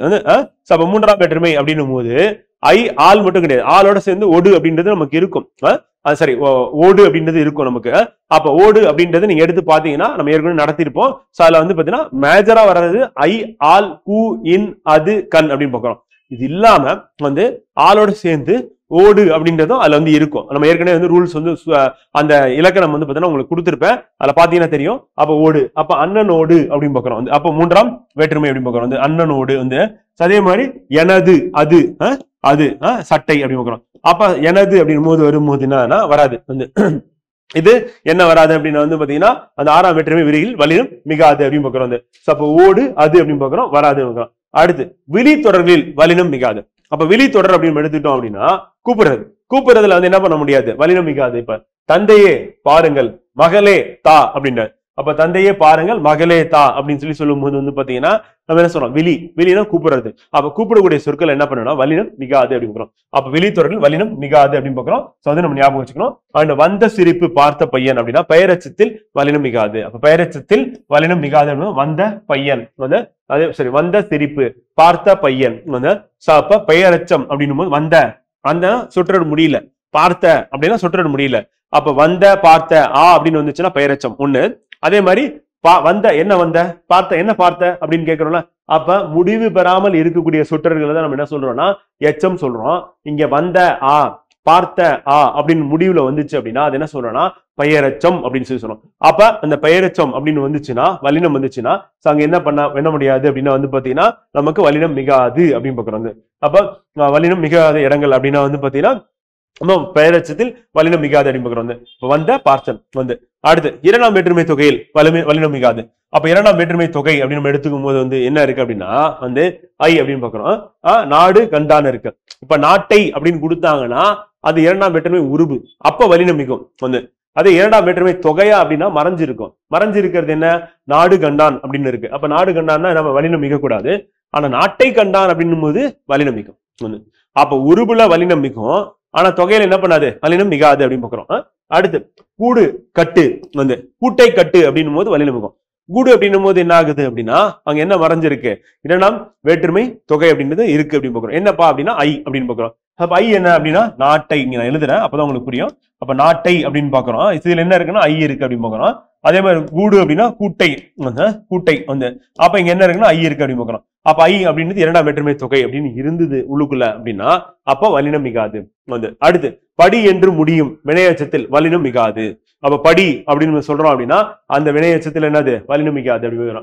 இப்ப வரும்படி சொன்னார், பெரும்படி கூறினார் அப்படின்னு. அப்ப வரும்படி பெரும்படி அப்படின்னும் போது வந்து பாத்தீங்கன்னா அந்த இடத்துல என்ன நடக்காதுன்னா வல்லினம் மிகாது அப்படின்னு பாக்குறோம். சோ அதே மாதிரி நம்ம இதுக்கு முன்னாடி பார்த்ததுல வந்து பாத்தீங்கன்னா வினையச்சம் பார்த்தோம், உடனே கம்பேர் பண்ணிக்கணும். கம்பேர் பண்ணிட்டா நமக்கு என்ன குழப்பமே வராது.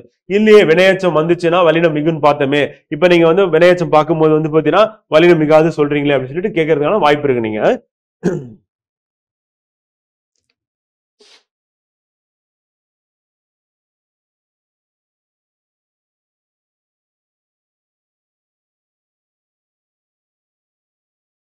இங்க பார்த்தோம்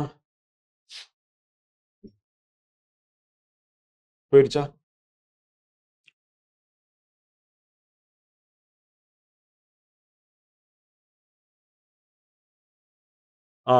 அகர இகர வினையச்சங்களிடம் இப்ப வினையச்சம் இருக்கு, அது அகர இகரமா இருந்ததுன்னா வல்லினம் மிகும்.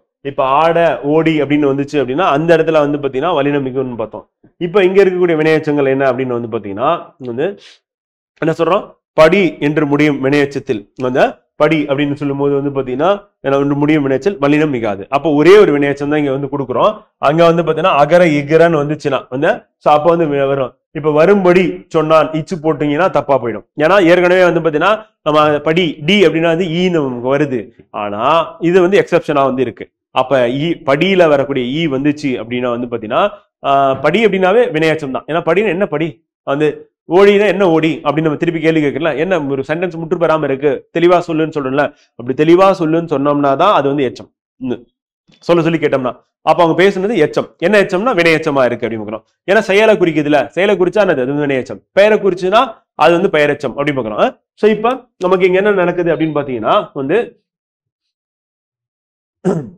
இங்க என்ன நடக்குது அப்படின்னா படி என்று முடியும் வினையச்சத்தில் வல்லினம் மிகாது அப்படின்னு. அதே மாதிரி வாழ்க அப்படின்னும் போது வந்து பாத்தீங்கன்னா கா அப்படின்னு வந்துச்சுன்னா அது வேங்கோல் வினைமுற்று நம்ம ஏற்கனவே வந்து பார்த்தோம், வந்து வகுப்புல பார்த்தோம், ஞாபகம் இருக்கும்னு நினைக்கிறவங்களுக்கு. வாழ்க தமிழ் வருக தலைவா வந்து அப்ப கா அப்படின்னா வந்துச்சுன்னா என்னன்னா வேங்கோல் வினைமுற்று அப்படின்னு பார்க்கணும். வந்து வேங்கோல் வாழ்க தமிழ் வருக தலைவர் வந்து அப்ப வருக தலைவர் இத்து போட்டோம்னா தப்பா போயிடும். வாழ்க தமிழ் இத்து போடக்கூடாதுன்னா போடக்கூடாது வந்து. அப்ப வேங்கோல் வினைமுற்று தொடரில் வல்லினம் மிகாது அப்படின்னு பாக்குறோம். அப்ப வாழ்க தமிழ் வளர்க தமிழகம் அப்படின்னு சொல்லி போட்டிருக்காங்க அப்படின்னா அங்க என்ன பண்ணக்கூடாது, சந்திப்பிலே வரக்கூடாது. அப்ப வாழ்க தமிழ் இத்து வரக்கூடாது அப்படின்னு பாக்குறோம். சோ அப்ப வேங்கோல் வினைமுற்று தொடரில் வல்லினம் மிகாது. இதெல்லாம் நம்ம தெளிவா படிச்சுக்கணும். நீங்க அடுத்த அரசு அலுவலர்கள் ஆனதுக்கு அப்புறம் அரசு அலுவலர்கள் ஆனதுக்கு அப்புறம் நீங்க பயன்படுத்தக்கூடிய வார்த்தைகள்லயும் வந்து கவனமா வந்து பாத்தீங்கன்னா சந்திப்பிலே இல்லாம இருந்ததுன்னா சரியா இருக்கும். இப்போ ஒரு நேம் போர்டு வைக்க போறீங்க, வாழ்க தமிழ் வளர்க தமிழகம் அப்படின்னு சொல்லி போடுறீங்க அப்படின்னா அப்ப வாழ்க அப்படின்னும் போது வந்து என்ன பண்ண முடியாது, வாழ்க தமிழ் அப்படின்னு சொல்லி சொல்ல என்ன பண்ண முடியாது. அப்ப இத்து வந்து வரக்கூடாது அப்படின்னு பாக்குறோம். வளர்க தமிழகம் அப்படின்னு சொல்லி சொல்றோம், வந்து வளர்க கா அப்படின்னு வருது, அப்ப என்ன வரக்கூடாது, இத்து வரக்கூடாது அப்படின்னு. அப்ப வாழ்க தமிழ் வளர்க தமிழகம் அப்படின்னு சொன்னா அங்க கா வந்துச்சுன்னா வேங்கோல் வினைமுற்று, அப்படி இருந்ததுன்னா என்ன பண்ணக்கூடாது, வல்லினம் மிகாது அப்படின்னு பாக்குறோம். குடி தண்ணீர் வளர்ப்பிறை திருவளர் செல்வன் அப்படின்னு பாக்குறோம். வந்து அப்ப வினை தொகையில் வந்து வல்லினம் மிகாது. வினை தொகை என்ன அப்படின்னா வந்து குடி தண்ணீர் வந்து அதே மாதிரி வந்து பாத்தீங்கன்னா வளர்ப்பிறை வந்து திருவளர் செல்வன் வந்து. அப்ப இங்க குடி தண்ணீர் அப்படின்னும் போது இத்து வரக்கூடாது, வந்து வினை தொகை அப்படின்னு பாக்குறோம். அப்ப குடி தண்ணீர் வந்து குடி அப்படின்னு சொல்றோம். சோ அது வந்து என்னன்னா வினை அப்படின்னு பாக்குறோம். சோ அப்ப குடி தண்ணீர் அப்படின்னு வரக்கூடாது. வளர்ப்பிறை வளர்தல் வந்து வினை வந்து திருவளர் செல்வன் அப்படின்னு சொல்லுவோம். சோ அப்ப இந்த இடத்துல என்ன வரக்கூடாது அப்படின்னா வந்து வல்லினம் மிகாது அப்படின்னு. இந்த எழுத்துக்கு இந்த சொற்களை ஞாபகம் வச்சுக்கிட்டா கூட போதும். வந்து கேள்வியில கேட்கும்போது நம்ம படிச்சோம், இங்க வல்லினம் மிகாதுன்னு படிச்சோம், அப்ப வல்லினம் வராதுன்னு போட்டுட்டு போயிட்டே இருக்கலாம். அந்த சதுக்கடுத்து 8 10 தவிர பிற எண்ணு பெயர்களிடம் புணரும் வல்லினம் மிகாது. நம்ம ஏற்கனவே பார்த்தோம், 8க்கு வரும் 8 தொகை இத்து வரும், 10 பாட்டு இப்பு வரும் வந்து. ஆனா மத்ததுக்கெல்லாம் வருமா, வராது. ஒரு புத்தகம் வராது, இப்பு வராது. 3 கோடி இக்கு வராது வந்து. சோ அப்ப பாத்தீங்கன்னா வல்லினம் மிகாது அப்படின் போது 8 10 தவிர்த்து மற்ற பிற எண்ணு பெயர்களுடன் வந்து புணரும் போது வல்லினம் மிகாது வந்து. அடுத்து உம்மை தொகையில் வந்து தாயும் தந்தையும் அப்படின்னு வந்துச்சுன்னா அதான் உம்மை தொகை அப்படின்னு பாக்குறோம். சாப்ப தாயும் தந்தையும் இரவும் பகலும் அப்படின்னு பாக்குறோம். சாப்ப உம்மை தொகை தொகைன்னா என்னது, மறைஞ்சு வரும்னு சொன்னோம் ஏற்கனவே வேற்றுமையில வர மாதிரி. அப்ப அப்படின்னு மறைஞ்சு வருது. அப்ப என்ன ஆகுது, தாயும் தந்தையும். தாய் இத்து போட்டு தந்தைன்னு சொல்லக்கூடாது, தாய் தந்தை தான் சொல்லணும். இரவும் பகலும் அப்படின்னும் போது இரவு பகல் அப்படின் போது இப்போ சொல்லக்கூடாது, இரவு பகல் அப்படின்னு சொல்லி சொல்லக்கூடாது, இரவு பகல் சொல்லணும். காரணம் என்ன? அது உண்மை தொகை. உண்மை தொகைனா என்ன? இருக்கணும். உம்முனா என்ன? தாயும் தந்தையும். இரவும் பகலும் அப்படின்னு பாக்குறோம். சாதனை நினைவில் வச்சுக்கணும். வந்து அடுத்து வந்து அன்று இன்று என்று அப்படின்னு பாக்குறோம். அப்ப அன்று இன்று என்று வந்து ஆவது வந்து அடா அடி வந்து சோ இது எல்லாமே வந்து பாத்தீங்கன்னா போன்ற எண்ணும் சொற்களின் பெயர்களின் பின் வல்லினம் மிகாது அப்படின்னு. அப்ப போன்ற எண்ணும் சொற்களின் பெயர்கள் அன்று சொன்னார் வந்து என்று தருவார், அவராவது வந்து ஆவது அணு யாரடா யாரடா வந்து பாத்தீங்கன்னா அடா வந்து ஏன் அடி அடி வந்து சொல்கிறாய் வந்து கம்பரை போன்ற கவிஞர் யார் வந்து கம்பரை போன்ற கவிஞர் யார். அப்ப போன்ற அப்படின்னு பாக்குறோம். அதே மாதிரி ஏனடி டி அடா வந்து ஆவது என்று அன்று வந்து இதுக்கு பின்னாடி என்ன ஆகுது? வல்லினம் மிகாது அப்படின்னு பாக்குறோம்.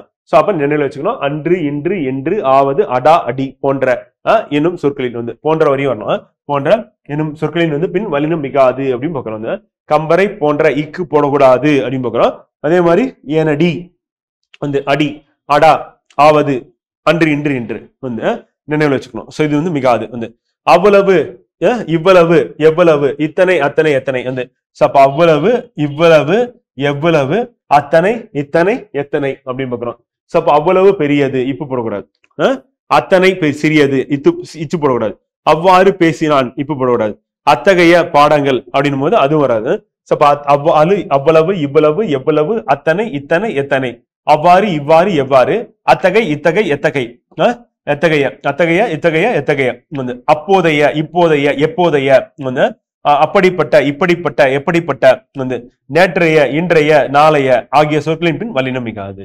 அப்ப நம்ம இங்க கொடுத்திருக்கிற சொற்கள் வந்து நினைவுல வச்சுக்கிட்டோம் அப்படின்னா ரொம்ப சிறப்பா வந்து நம்ம எழுதிடலாம். எக்ஸாம்ல கேட்கும் போது வந்து நம்ம கரெக்டா விடை அளிச்சலாம் அப்படின்னு பார்க்கலாம். சோ அப்ப அவ்வளவு இவ்வளவு எவ்வளவு அத்தனை எத்தனை எத்தனை அவ்வாறு இவ்வாறு எவ்வாறு அத்தகைய இத்தகைய எத்தகைய அப்போதைய எப்போதைய எப்போதைய அப்படிப்பட்ட இப்படிப்பட்ட எப்படிப்பட்ட நேற்றைய இன்றைய நாளைய வந்து இப்ப அவ்வளவு பெரியது இப்போ வரல, அத்தனை சிறியது இச்சு வரல, அவ்வாறு பேசினான் இப்போ வரல, அத்தகைய பாடங்கள் இப்போ வரல, அப்போதைய பேச்சு இப்போ வரல, அப்படிப்பட்ட காட்சி வரல, நேற்றைய சண்டை இச்சு வரல. சோ அப்ப இதுல எங்கேயுமே வந்து பாத்தீங்கன்னா வல்லினம் மிகவில்லை அப்படின்னு பாக்குறோம். வல்லினம் மிகாது. 3, 5, 6 வேற்றுமை தொடர்களில் வல்லினம் மிகாது. 3, 5, 6 வேற்றுமை தொகைகள் வந்து வேற்றுமை தொடர்களில் வந்து வேற்றுமை தொடர்களில் வல்லினம் மிகாது. வந்து இப்ப என்னோடு ஓடு என்னோடு என்னோடு என்னோடு அப்ப ஓடு அப்படின்னு வருதா, என்னோடு சேர் வந்து மரத்திலிருந்து மரத்திலிருந்து மரத்திலிருந்து பரி வந்து குரங்கினது குட்டி வந்து சோ அப்ப குரங்கினது குட்டி அது வந்து குரங்கினது வந்து இப்ப 3ஆம் வேற்றுமை அப்படின்னு ஐ வந்து 2ஆம் வேற்றுமை ஐ ஆல் அப்படின்றது வந்து பாத்தீங்கன்னா 3ஆம் வேற்றுமை ஆளோட சேர்த்து ஓடு அப்படின்னு வரும் வந்து அப்ப ஓடு அப்படின்றது 3ஆம் வேற்றுமை வந்து ஐயால் கூ கூ அப்படின்றது வந்து பாத்தீங்கன்னா வந்து 5ஆம் வேற்றுமை. அப்ப ஐ ஆல் கூ சாரி கூ வந்து 4ஆம் வேற்றுமை வந்து ஐ ஆல் கூ 4ஆம் வேற்றுமை. ஐயால் கூ இன் இன் அப்படின்றது 5ஆம் வேற்றுமை. அப்ப இன்னோட சேர்ந்து வந்து பாத்தீங்கன்னா மரத்திலிருந்து இந்த ஊ அப்படின்றது எது வரும் அப்படின்னா வந்து 5ஆம் வேற்றுமை. நம்ம ஏற்கனவே வந்து பார்த்திருக்கோம். ஷார்ட்கட்ல சொல்லும் போது மெயினா இதுதான். சோ அப்ப ஊ அப்படின்றது வருது. அதே மாதிரி 6ஆம் வேற்றுமை அப்படின்னா குரங்கினது அப்படின்னு பார்க்கணும். சோ அப்ப நம்ம எழுதி போட்டதுல வந்து பாத்தீங்கன்னா இங்க கூடுதலா நம்ம அங்க எழுதியிருப்போம் வந்து அங்க நோட் பண்ணிருப்பீங்க. சோ அதையும் சேர்த்துக்கலாம். இப்ப ஐ ஆல் கூ இப்ப 3ஆம் வேற்றுமையில வந்து பாத்தீங்கன்னா ஓடு அப்படின்றதும் சேர்த்துக்க வேண்டியதான். ஓடு அப்படின்னு சொல்லி பார்க்கணும். ஐ ஆல் வந்து பாத்தீங்கன்னா ஆல் சேர்த்து ஓடு அப்படின்னு பார்க்கணும். கூ இன் வந்து பாத்தீங்கன்னா இன் மரத்தினது அப்படின்னு பாக்குறோம். மரத்தினது அப்படின்னு சொல்லி அங்க வந்து பாக்குறோம். வந்து அதே மாதிரி நமக்கு 5ஆம் வேற்றுமை அப்படின்னு சொல்லி இங்க கொடுத்திருக்கிறது என்ன அப்படின்னா இதுவும் வரும் கண்டிப்பா. நம்ம அங்க ரூல்ல வந்து பாத்தீங்கன்னா எழுதிப்பட்டிருப்போம். ஒரு 3 அல்லது 4 சொற்கள் வந்து எழுதிப்பட்டிருப்பேன்.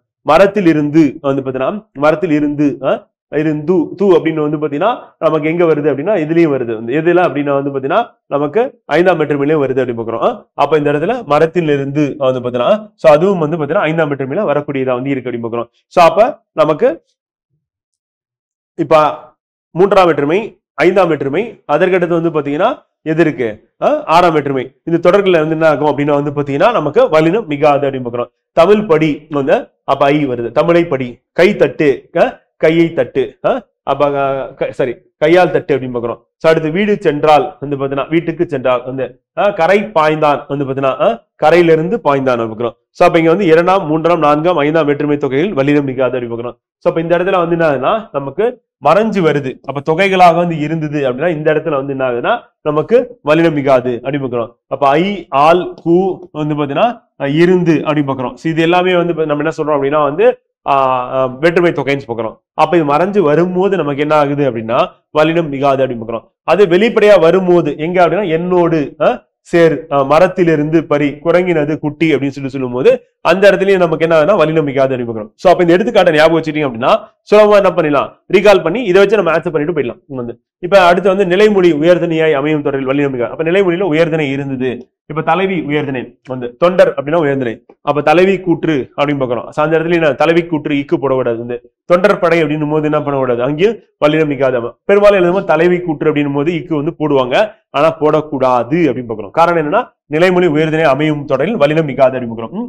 அடுத்து சால, தவ, தட, குல என முறி சொற்களை தவிர ஏனைய சொற்களில் பின் வல்லினம் மிகாது அப்படின்னு பாக்குறோம்.